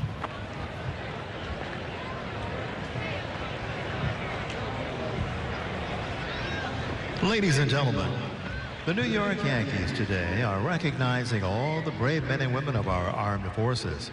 So please direct your attention to the Yankees first base dugout and welcome Lieutenant Colonel Ray Lopez of the United States Army. Lieutenant Colonel Lopez served our country as finance officer from 1980 to 2003. He was assigned to numerous posts around the country as well as in Germany and Kuwait. The New York Yankees welcome Lieutenant Colonel Ray Lopez as our military honoree of the game, and say thank you to all of our brave men and women for their service and sacrifices for our nation.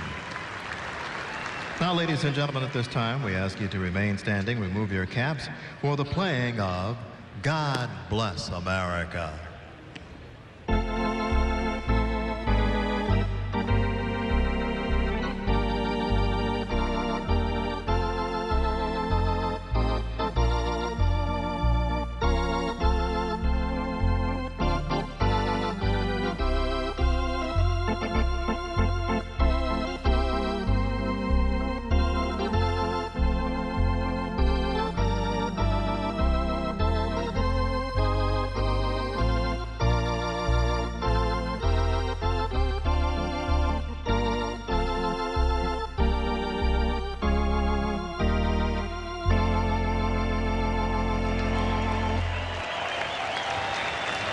Rizzo coming up with a one-run double, and then you saw Nestor Cortez, 4 innings of work.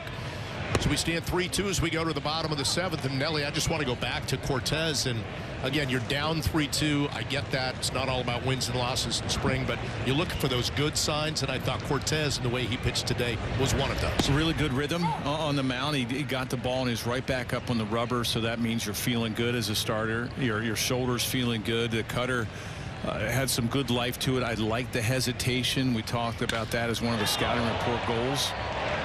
Anderson gets a hold of one and goes gap in left center field. That'll get to the warning track, and that'll be a leadoff double here for Anderson in the bottom of the 7th. He dropped down, Cortez did, a little hesitation on the mound to disrupt the rhythm of the hitter. And there's a fastball right down the middle of the plate. Really good swing. And he hits it in that left center field gap. A leadoff double. Now you just wait till tomorrow when Cortez comes back in and say, hey, how do you feel? Hey, I'm good to go. And, you know, we asked Aaron Boone about, okay, is he maybe because of the shoulder issues last year, does he maybe you're a little more cautious with him? And is he the number 5 guy? Just maybe you might skip him on occasion. No, he's full bore. They're acting like, hey, nothing ever happened last year. You're our number 4 guy in this rotation, and let's go. Well, this is obviously a top prospect to watch now. We heard from him talking with Meredith last inning, Spencer Jones, and now his first at bat of the afternoon. Looks at a pitch away, 1-1. Chance to tie the game up, maybe put him ahead. And Meredith talked to him about that home run last week. Impressive stuff, 470 feet. Well, it's 6-6, and to not swing and miss at a pitch yet. Usually someone at that size, you have some holes. And you're going to see some swing and miss. But in spring, he hasn't. That's pretty impressive.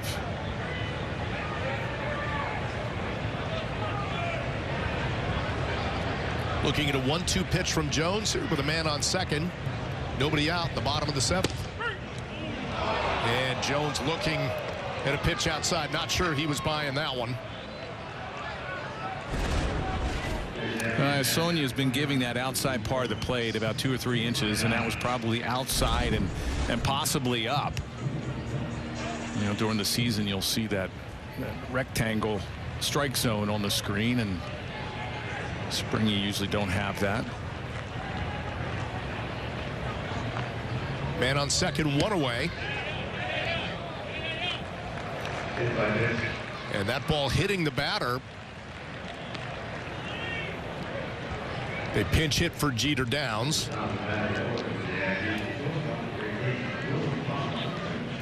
Luis Torrens.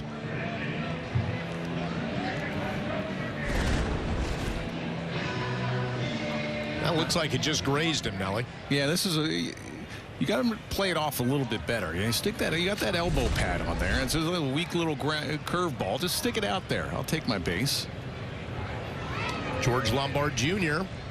is the hitter now.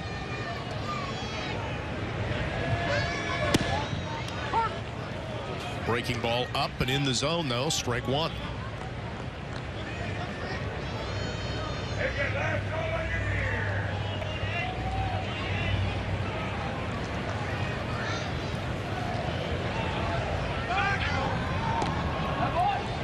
Pickoff attempt, but the runner is back. So if your dad in the Tigers dugout, you wanting them to get a hit, or you're hoping him to make an out? I mean, this is your son playing on an opposing team. I know it's spring.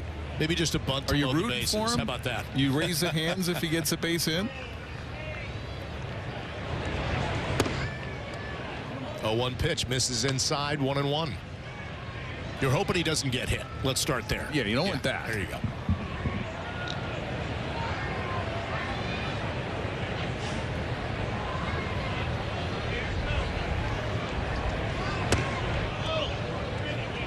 Anderson chipping away at the up and in part of that zone.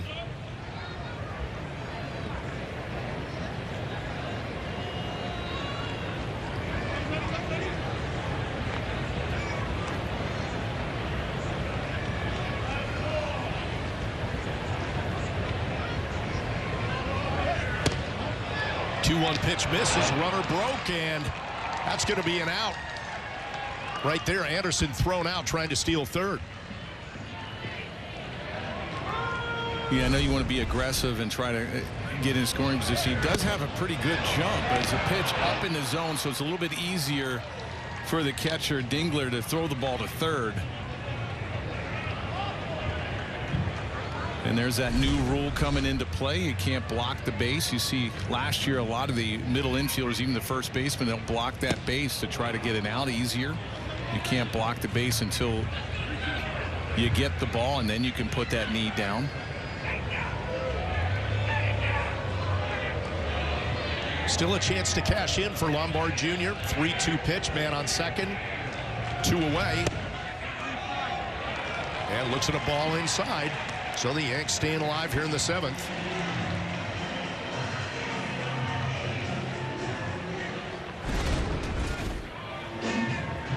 Well, a lot of pitches on that inside part of the plate.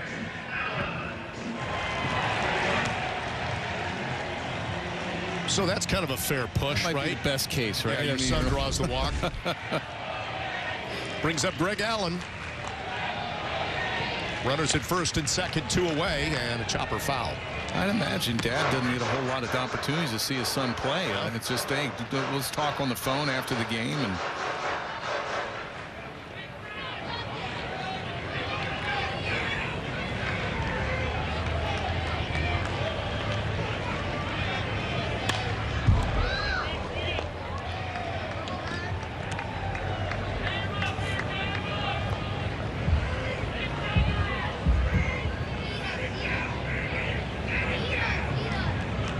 Tigers with a 3-2 lead here in the bottom of the 7th. That's Lombard Jr. at first. Hoping he gets an opportunity to score, maybe off the bat of Greg Allen. 0-2 pitch and kind of a weak swing through that high fastball. So that'll do it for the Yanks. They strand a couple as we head to the top half of the 8th, and the Tigers leading at 3-2. Official SUV of the Yankees. Rod Marinaccio coming in, facing Keston Hiura here in the top half of the 8th inning. Tigers leading at 3-2.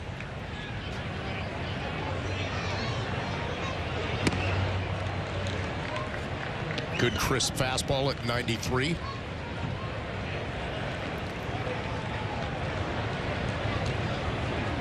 he had 56 strikeouts and 47 and a third. Fastball changeup. And throws that slider down and away. This is another one of those vital arms that can play such a big part in the pen, right? Looking to bounce back from an off season. Yeah, 6th, 7th inning guy. He can also pitch late as well. You're right.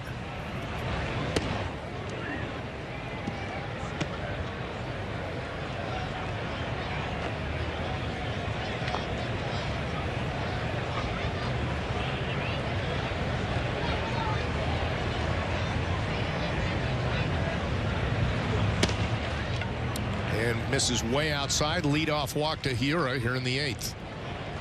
By the way, between innings, we talked about maybe best case scenario that George Lombard Jr. drew the walk. That made it kind of a push.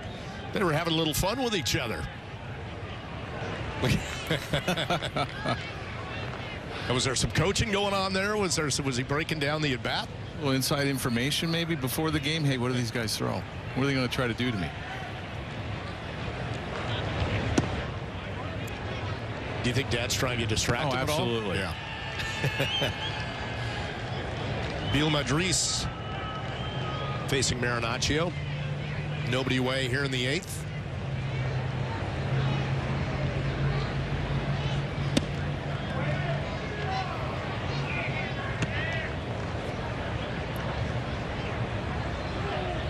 And Marinaccio overthrowing a little bit.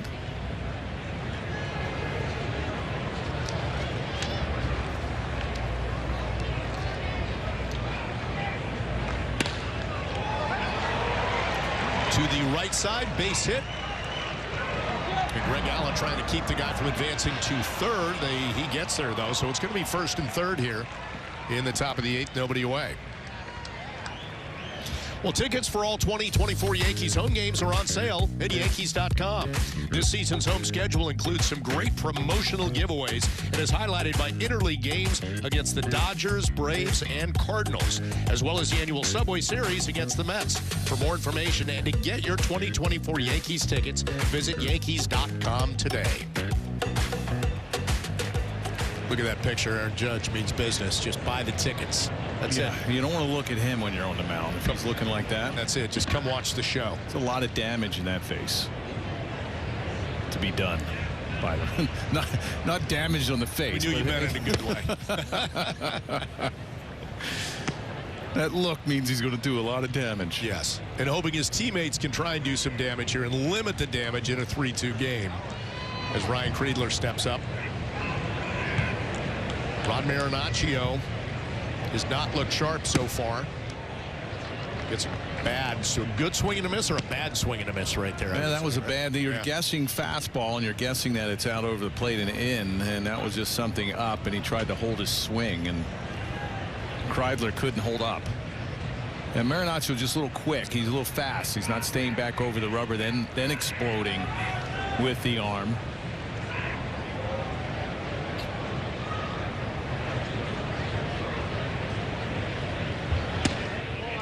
1-1 pitch, trying to dot the outside corner, couldn't get it. 2-1.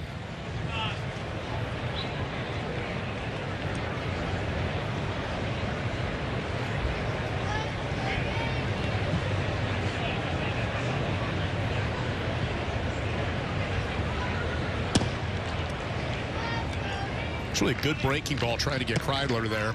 Misses. 3-1. Well, it's a good call there. You know, try to call the breaking ball because he's been erratic with the fastball, and he's been quick opening up the front shoulder, and usually a breaking ball will dial your mechanics back in because you have to stay back and you have to stay closed. And he's just opening up with that front shoulder a little bit too much. It looked like he hit the batter there on an inside pitch to load the bases. I imagine they go out and they're going to talk to him a little bit to settle him down. This is one thing. You see this fastball, it's up and in, and it just catches. I don't know if it got him or not, but it was a ball anyway. But with the pitch count now, with men on base, it went from 20 to 18 seconds. Did that get him or just come in and out of the glove? Almost looked like it came in and out. I thought it might have nicked the back of the hand, but you know, when things go wrong on the mound, this is where, you know, you try to slow up the game. You want to try to take a deep breath. You know, Ronnie's been all over the place with his fastball. He hasn't been able to throw strikes, and his command has not been there. And you want to settle yourself down. The way to do that is step off the rubber, take a couple deep breaths, gather your thoughts again. But now with 18 seconds, I mean, that eliminates that. Even last year with 20 seconds, you can't step off and take a deep breath and try to gather your thoughts anymore. Fastball to Jace. That's where the face came in. Jace Young, the younger brother of Josh Young. Marinaccio missing up 1-1.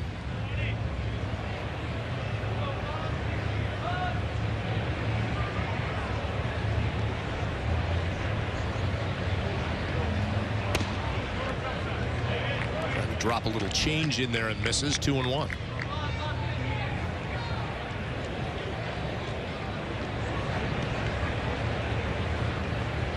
Bases loaded, nobody out, top of the 8th. And he does drop one in there at 82 for strike 2. Yeah, a lot better. He stayed back on that, you know, out over the rubber, he's staying back on that back leg, that foot and that leg that's on the rubber. That's what you want to stay back over. Ground ball right side, base hit. That's going to score at least one. Allen will try to hold the runner up. That makes it 4-2 as the Tigers add a run here in the 8th. That was another changeup. You see, it was supposed to be away. That catches too much to the plate and inside, and a little bit easier for Young to handle. And you see he hits it in the hole. Gonzalez out there, and right's got a pretty decent arm. If that pitch is down and away, you probably get a swing and miss or even a ground ball, possibly double play, but that caused too much of the plate. You're right. You watch that pitch. He's just kind of all over the place with the fastball. Yeah, that front shoulder starts flying open, and this is spring training. It's probably, what, a second outing, and, you know, you're really amped up. You want to try to establish your fastball over, you know, early. You see that front shoulder, and that just opens up, and everything just starts climbing. And now, because you're all over the place with your command, you start aiming the ball, and you're not letting it go. You'll see the velocity drop just a little bit. He'll go from 94 to about 92 to just try to throw strikes. And when you're aiming the ball, that's the worst thing you can do. Missing again, 3-0. So Marinaccio having all kinds of problems here in the 8th. Yeah, watch this front shoulder fly open, and when this flies open, there, you see that flying open. You're not keeping closed. You're not staying closed long enough. That front shoulder is basically where you want to throw the ball. You're aiming it to the inside, so the aim to the inside on a righty, you keep that front shoulder closed a little longer. it's easy to throw outside or away from a right-hander because you can open up that front shoulder quick and you can get the ball in the outside part. But to keep it closed is where you want it to be able to throw strikes and definitely to get it inside. And misses again, and a bases loaded walk is going to push another run across here for the Tigers in the 8th.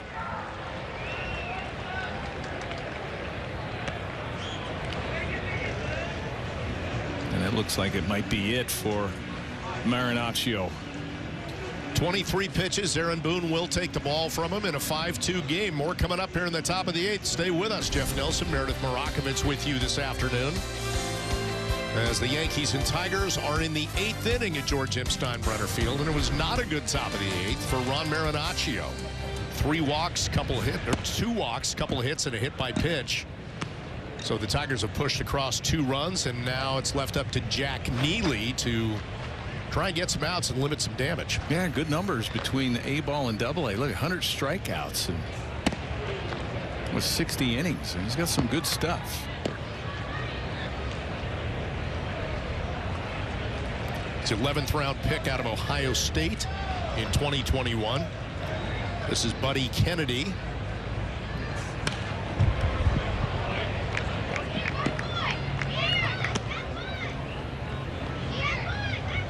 Rough outing for Marinaccio. It's spring training, but you know, mechanically he was just off, having a hard time with his command, and he'll go work on that tomorrow.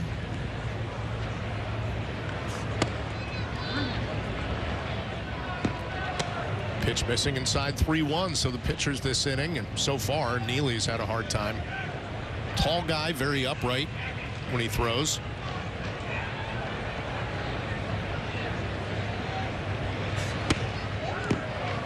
And misses up in the zone, pushes another run across for the Tigers. 6-2 here in the 8th.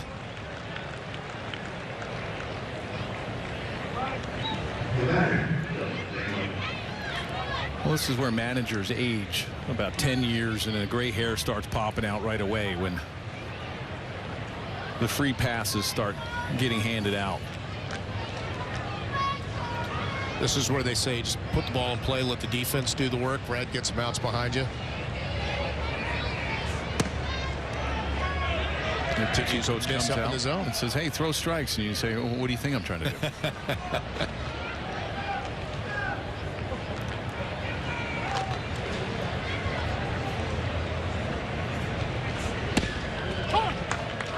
Gets a strike in there, outside part of the plate. 1-1.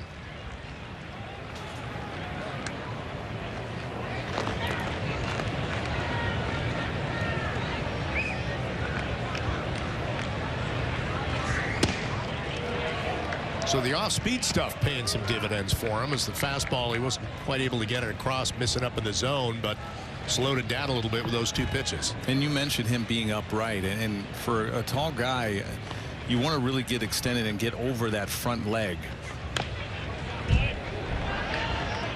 And with the breaking pitch, those 2 sliders, or 3 sliders actually, he's over that front leg and following through. And sometimes with the fastball, you'll see the recoil. He doesn't get over the front leg and it doesn't allow him to get the ball down. Bases loaded, nobody out. And Dingler lifts that one out to center field. Spencer Jones is there. Try to cut the runner off going to third, which he does, but another runner scores. 7-2.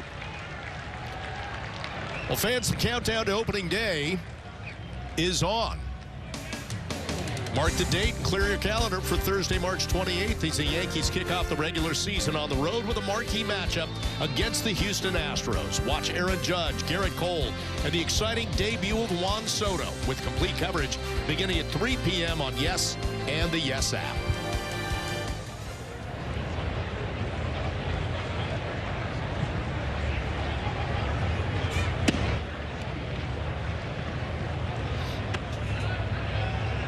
Now 1 away, runners at first and second, and Ryan Vilade up.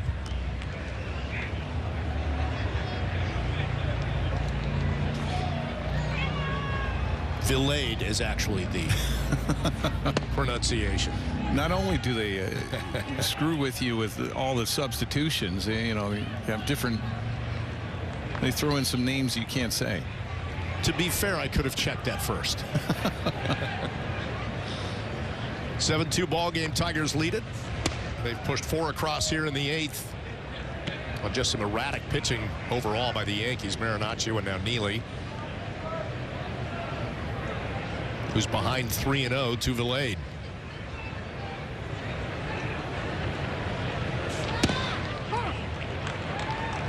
And in with the strike, 3-1.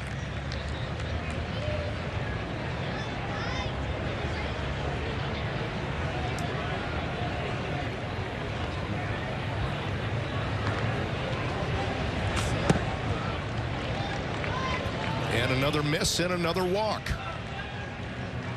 4th walk this inning for Yankees pitching. And the bases are loaded again with 1 away.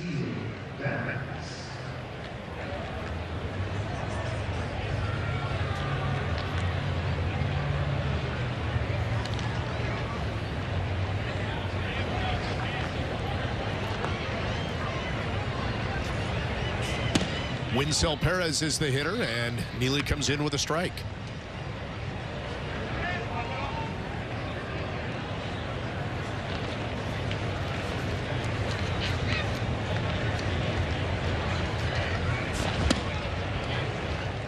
And a good swing and a miss there to get ahead 0-2. Really feels like one of the first batters that they've been ahead of, well, P and Marinaccio this inning. And you know, a left-handed hitter will do that. The left-handed hitter, it makes you stay closed. You know, when you have a righty, you have that whole left side of the plate wide open. That left-handed batter's box is wide open. So for a right-handed pitcher, it's easy for you to get out of whack with your mechanics because your front shoulder will open up and it'll fly open, kind of like Marinaccio, also with Neely against the right-handed hitters. Now, if you do that against a left-handed hitter, you're drilling them. You know, you have to really concentrate on keeping that front shoulder closed, and you wind up throwing a little bit better. That time, you know, sometimes you'll also throw that ball up and away when you're flying open, but that left-handed hitter will help you or keep you staying closed with that front shoulder.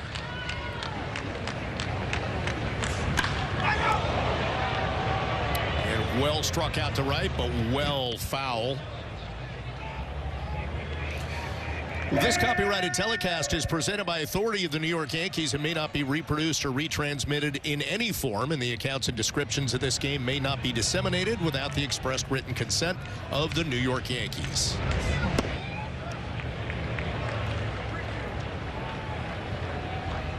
Neely 3-2 again on a hitter. Already with the bases loaded walk and a sac fly, giving up a couple runs. You'd love to see a breaking ball here, but he doesn't have any control with either pitch, and Perez is probably looking dead red. Well, he goes breaking pitch and a swing and a miss, and Perez goes down as the Tigers bat around in the inning. That was the 9th batter of the inning. They have pushed 4 runs across. They have the bases loaded and 2 away. One more look at that pitch, Nelly. Yeah, real good pitch. He stayed back, and that's what happens when you keep that front shoulder closed. And it was a pitch I like to see. And you know, I was surprised that he threw it, but it was a great pitch there.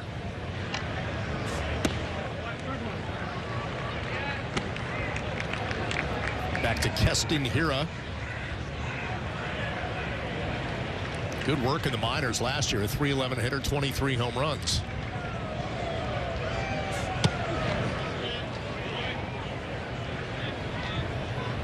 Check it first just to make sure that little half swing didn't commit. So 1-1. Trying to get back to the big leagues. With the Brewers there for a while in the big leagues. Well, that off-speed pitch is working in most cases for Neely, so you're kind of thinking in your mind right now, go back to it? Yeah, you got to go back to, I mean, if you're reading swings, and that's what you're supposed to do as a pitcher, and even behind the plate, with your Torrens, you say, okay, he's not seeing the breaking pitch. Let's try to get out of this jam with another slider down and away. And he does exactly that. So a strikeout there.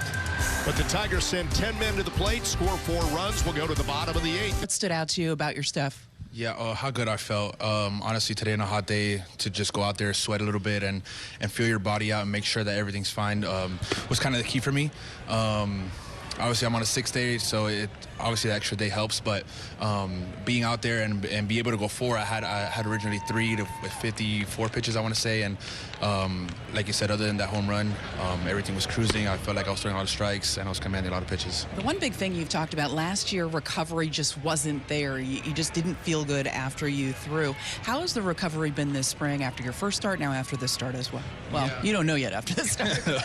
We'll see tomorrow, yeah. You know, the training staff and the strength coaches have done a really good job with me, staying on top of me, make sure that I'm not, you know, on my end, not slacking either. Held accountable. I feel like every time after my starts, you know, we go in there and we try to see where I'm at with my mobility and stuff like that, which is the biggest part for me. Last year, I felt like I couldn't even take off my shirt when I was going overhead. So making sure I had that mobility, making sure I'm strong in different positions when I'm pitching, is the key for that. And we've done a good job so far. Is there anything different about the treatment you're doing or about the preparation you're putting in that you think is going to land you in a better place in that regard? Yeah, preparation is a lot better. I feel like I have a good base now and a good routine where I can follow every single day. Obviously with the help of these guys, because sometimes, you know, throughout the day you forget, but with these guys staying on top of it and teaching me the way, I mean, I've been here since December, so those month and a half, 2 months that I was here kind of got me on track to what I'm doing now, and the recovery has been great. Gio Urshela was a Yankee back in 2021. You were in that clubhouse as well. I saw you guys talking a little bit as he ran off the field. What were you guys saying? Yeah, I never throw a changeup, so I threw him a changeup, and he grounded out second base. I'm like, you didn't expect that pitch, huh? And he was asking if it was a changeup, so that was kind of our conversation out there. Cruel and unusual punishment right there for a former teammate. Now, Juan Soto continues to rake. It's early in the spring, but I almost imagine he probably wants the season to start right now. What have you thought about the way he's been swinging it? Yeah, it's been great. It's been fun to watch. Feels like he's hitting a double or homer every time he's up there.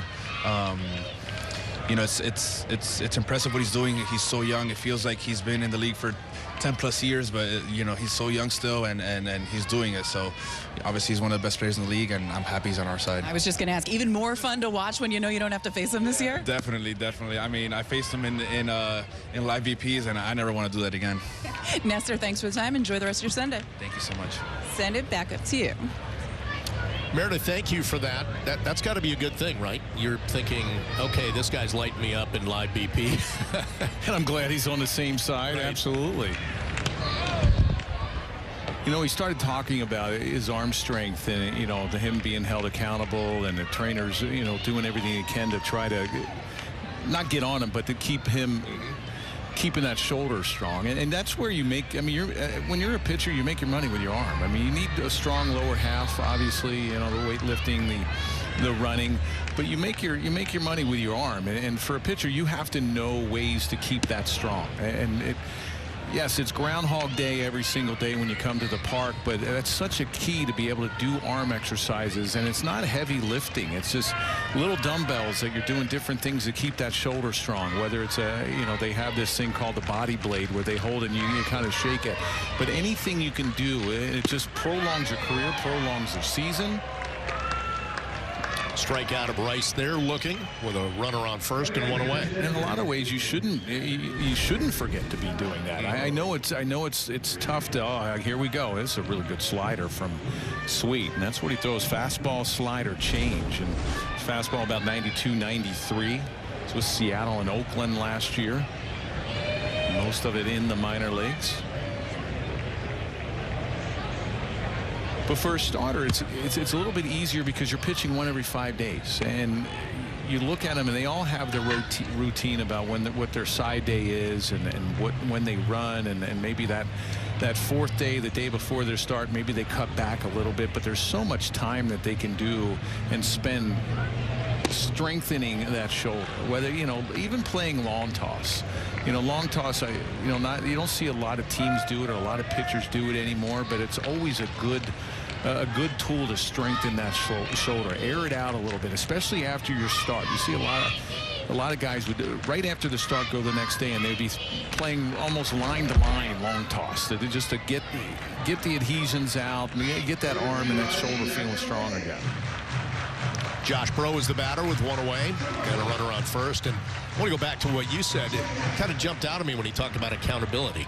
Like, or you have to stay committed to whatever you were doing. And when he wasn't feeling that shoulder strength come back, now you've got to get in coordination with the trainers and with the strength staff and say, I'm not bouncing back the way I need to. I'm still feeling wrong. How do we make this right? Right, and you can never take this game for granted.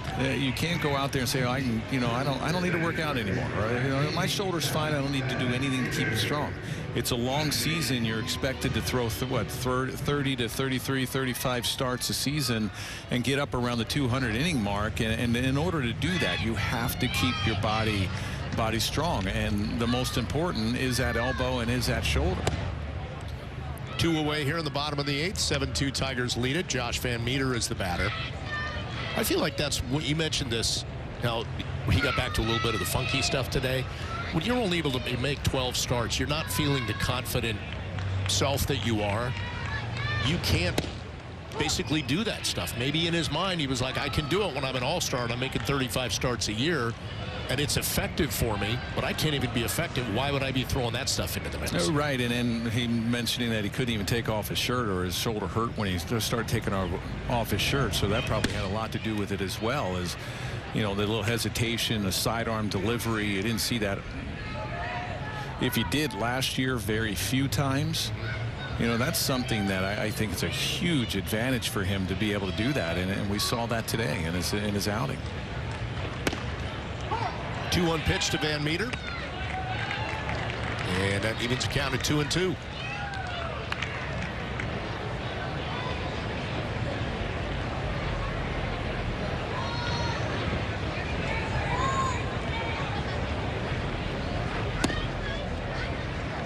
Sweet tries to drop a changeup in there, bottom of the zone, and misses. Full count.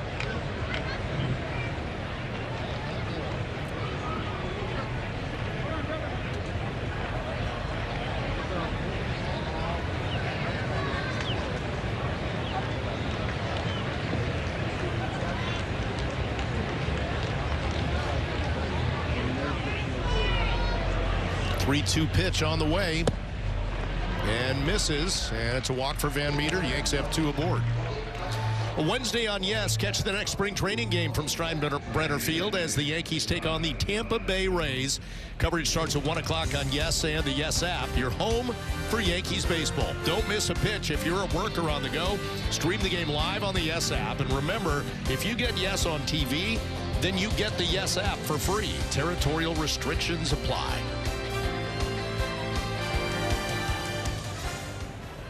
So the Yanks trying to get a little something going here in a 7-2 deficit.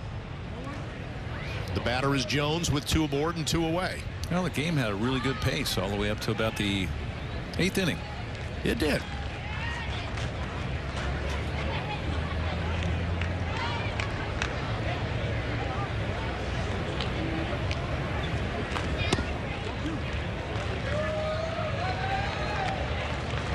Again, outside of that 8th inning kind of meltdown from Marinaccio and Neely, good game, competitive game, a lot of good things. A Soto solo home run, followed by another single for him. Rizzo an RBI double, as the heart of that order continues to do some damage.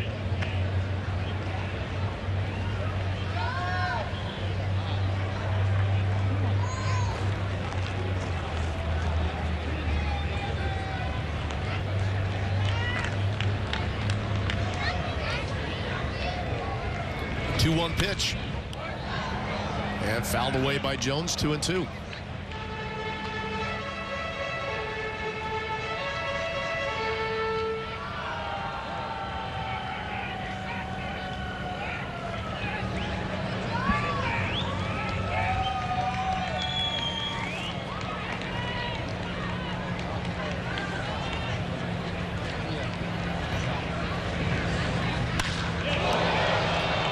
Lashing that one out to left field and foul. Great contact there by Jones.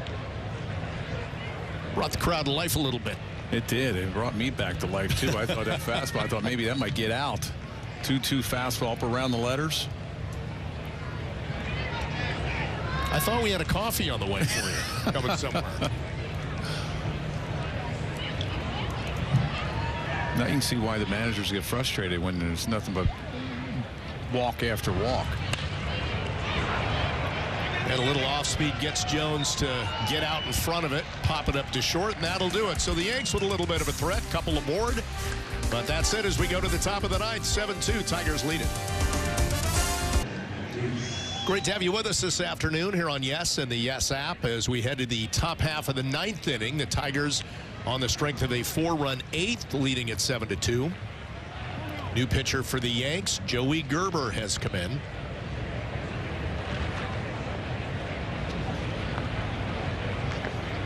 He'll start things off facing Madris. Gerber fastball slider. Hasn't pitched in the big league since 2020.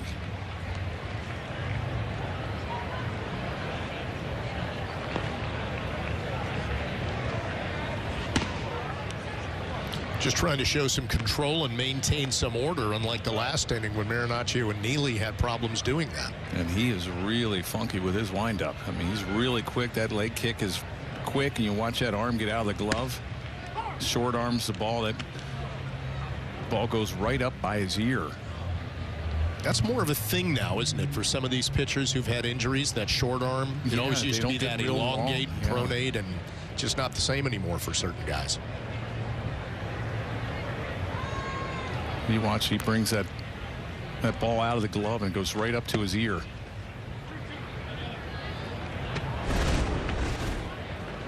Yeah, really quick. Little short arm.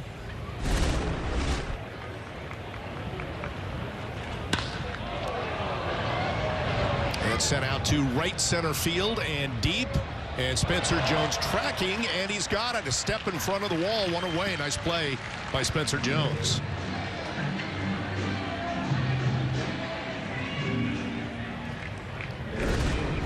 Yeah, both Gonzalez and Jones had to run a long way for this. And you watch Gonzalez. Gonzalez, he hears Jones call it. He lays up. There's no collision. Great communication out there.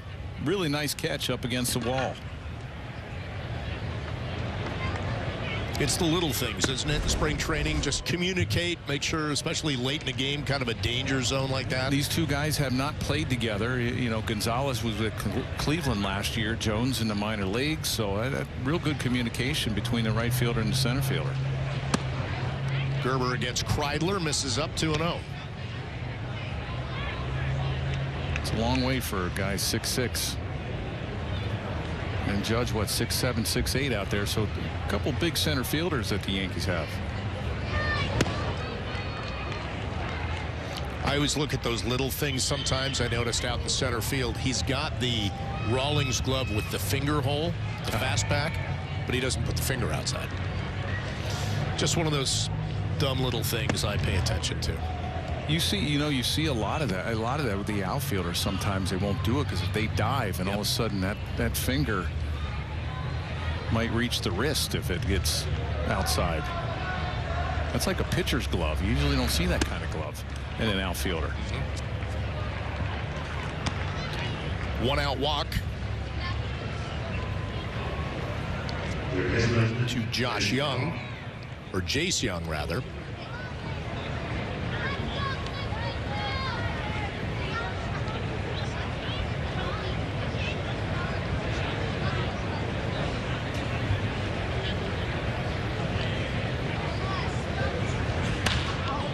Sorry, that brings up Jace Young.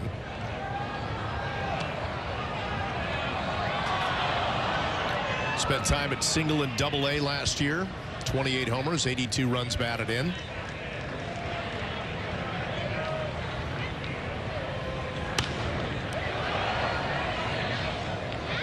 I think that was Kreidler that had the walk. It's like a science project, keeping up with all the substitutions here early in spring.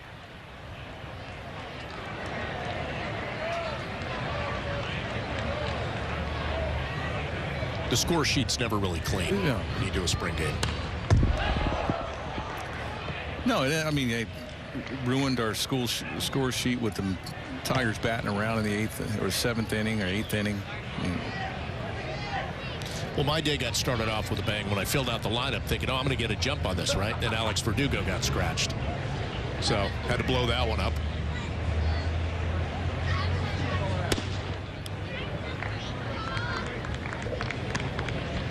Gerber missing 1 and 2.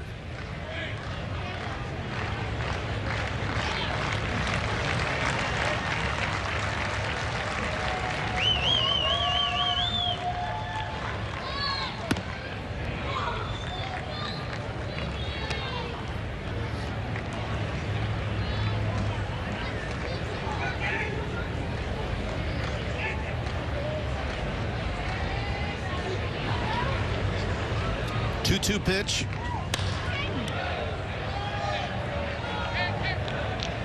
Fouled away, and they'll do it again.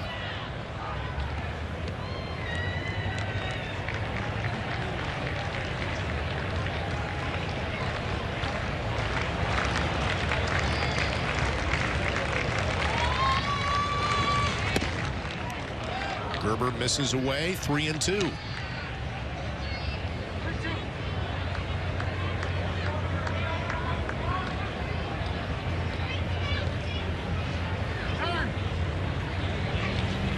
Normally, when you came in relief in spring training, were you coming in earlier in games? No, I was coming in late? The 8th and 9th inning. Right. You know, I'm waiting. Mariano Rivera came in after the starter. He was the only guy that got a break. Yep. You know, Mike Stanton, myself, Ramiro Mendoza. We're pitching in the innings that we would pitch during the season. So we gotta like gruel through this or grind through these games. They're like, hey, you get to pitch the 9th today. Hey, thank you very much. I got to wait around for another 3.5 hours before I throw.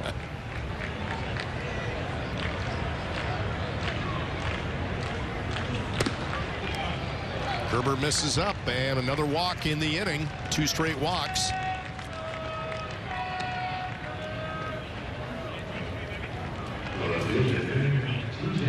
A lot of times you would have, you know, we'd have some old-time Yankees come down and sit with us and tell us some stories. So it wasn't too bad. You know, you liked it when like a Goose Gossage or some of those guys would come down and tell you about all the things that they went through and tell you some stories. You know, I saw Brian Hokehead threw out, you say a tweet or you say an X now? I mean, I call it a tweet. Tino Martinez was running the stairs before camp. Right, I was going to text Tino. I'm like, what are you doing? You're in your late 50s. You don't need to be running the stairs anymore. Are you trying to make a comeback? Is it Bernie Williams? Tino's there. It's always exciting when I play, whether it was with Seattle or even, well, New York did it way more than any team that I've ever seen. Bring back some of the past players. You know, Ron Guidry would come, and you know, it was always a thrill to be around those guys. Then I would imagine you get 2 or 3 former teammates together, and then the storytelling really begins. And you hear the same story every single year for like 10 years, but they never get old. Right.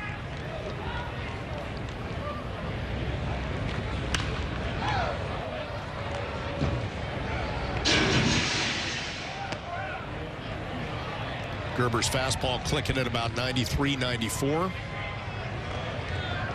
TJ Hopkins is the batter.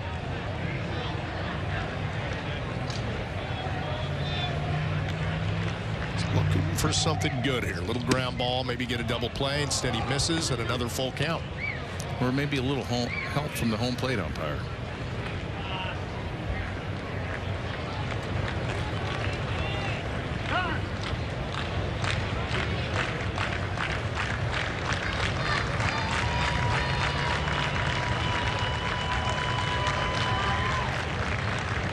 Two pitch and fouled off again. The reason I asked you about when you came in, and did you ever just come in and like, today's not my day, like mechanically I can just feel I'm out of whack? Because it looks like with Gerber he has such a quick motion, but maybe, as you said, he's not staying above the rubber as much. He's just forcing it forward and the ball's up. Not that one, however. Good strikeout to make it 2 outs. And that's what spring training's for. You know, a lot of times this is a really good slider, and he stayed back, and everything's got to be so not perfect on the rubber, but consistent on the rubber and able to throw strikes, and that's going to be it for Gerber in a 26 pitch inning. All right, so we'll step aside for a moment here in the top half of the 9th inning as the Yankees go to the bullpen to try and finish things up here in the 9th inning. 2 outs, couple men aboard. in 2023 at both high A and double A, 37 games and a tidy 2.17 ERA. Yeah, more than a strikeout an inning, and he really hides the ball well. You watch his delivery and how he sets up on the rubber, really stays closed and is showing his number to the hitter. And he sees a little fisheye back to home. Nice stop at third base on to second to get the out. Good work there by Van Meter to get the out, and that'll do it in the top of the ninth. So Anderson very effective in throwing a couple pitches. Last licks coming up for the Yanks in the bottom of the ninth, down 7-2. Van Meter with a nice play. This one 7-2 as we head to the bottom half of the ninth inning. Some folks from the game might be heading there after this. I believe is that the Don Cesar? Don Cesar, yes. Spencer Jones is the hitter.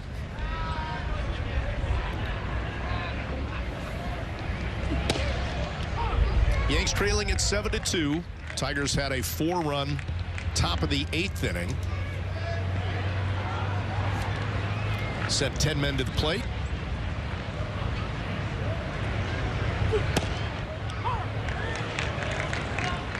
You know, Spencer Jones had a nice interview with Meredith earlier, and in the back of his mind, he's up here. He's picking people's brains. He's happy he's getting the chance as Trey Wingenter takes over for the Tigers to try and close things out. To know that he can open some eyes. He's already opened eyes. Look, obviously within the organization, they don't want to trade him, but to just know that you can get that step closer to having an impact with the big league club. Well, just being able to rub elbows with Aaron Judge or Juan Soto or Giancarlo Stanton, you know, that's a huge plus. You come in your first big league camp and just to be around those guys, it's got to be fun for him. And lockers are close. He's probably coming in saying, hey, you need to use my locker today, Rook. I mean, it's first-round pick just 2 years ago from Vanderbilt. He's already their number 2 prospect. Breaking ball in, and he goes down looking. So maybe working on that plate discipline, as Meredith told us earlier, no swings and misses, right? But he's taking two strike threes and 2 at bats. Yes, you know, that'll get around with a lot. That'll get around the swing and misses. I'll just take a strike. One away. Luis Torrens is the hitter.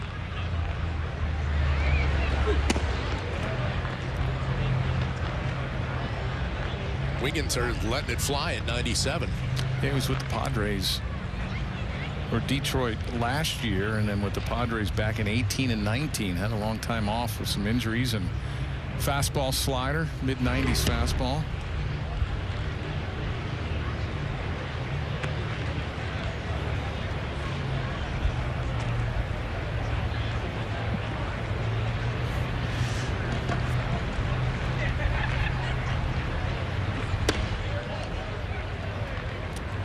Missing inside, 3-0.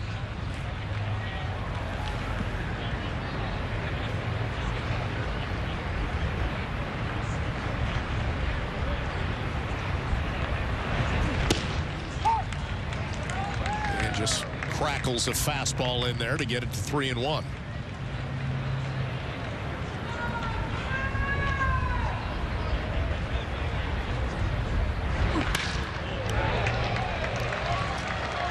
Big velo to the plate. Big exit velo by Torrens to center field with a base hit. 1 away. That was drilled in center field. I think getting to a hitter's count, you're going to see a fastball. Tried to come in with it. Was out over the middle of the plate. Nice job. That was smoked. Ripped up a little piece of infield sod on the way out. It did. Watch out, second base umpire as well, Miller. So now George Lombard has to watch his son take a second at bat. But it's a 7-2 game, so you're now feeling you root pretty for good, a hit, right? I mean, this might be the only chance. You might be able to see him a couple more times in spring training, but probably didn't get to see his son play too often in person. I do want to go back to this. James Smythe throwing a little knowledge our way. You faced Lombard Sr. once. That's right. I read that, and I don't remember. I probably got him out. I have no idea. August 22nd, Mariners at Tigers. Strikeout in a 6-up, 6-down appearance by Nelly to hold a lead in a 4-2 win. Wow, nice. That's good stuff. That is getting it done. At Detroit? Probably at Detroit. At Detroit, yep. So he saw his son walk in his first at bat. Wigginter misses, 2-2. You know, Comerica Park has that path from the mound. It has that dirt path that goes to the plate. I think Arizona might be the only other place that has that. They may have got rid of it. But... Ground ball to short. They'll try and turn 2 on first. That is a double play. And that is your ball game here in Tampa as the Tigers win it 7-2. 7 hits for the Tigers. 6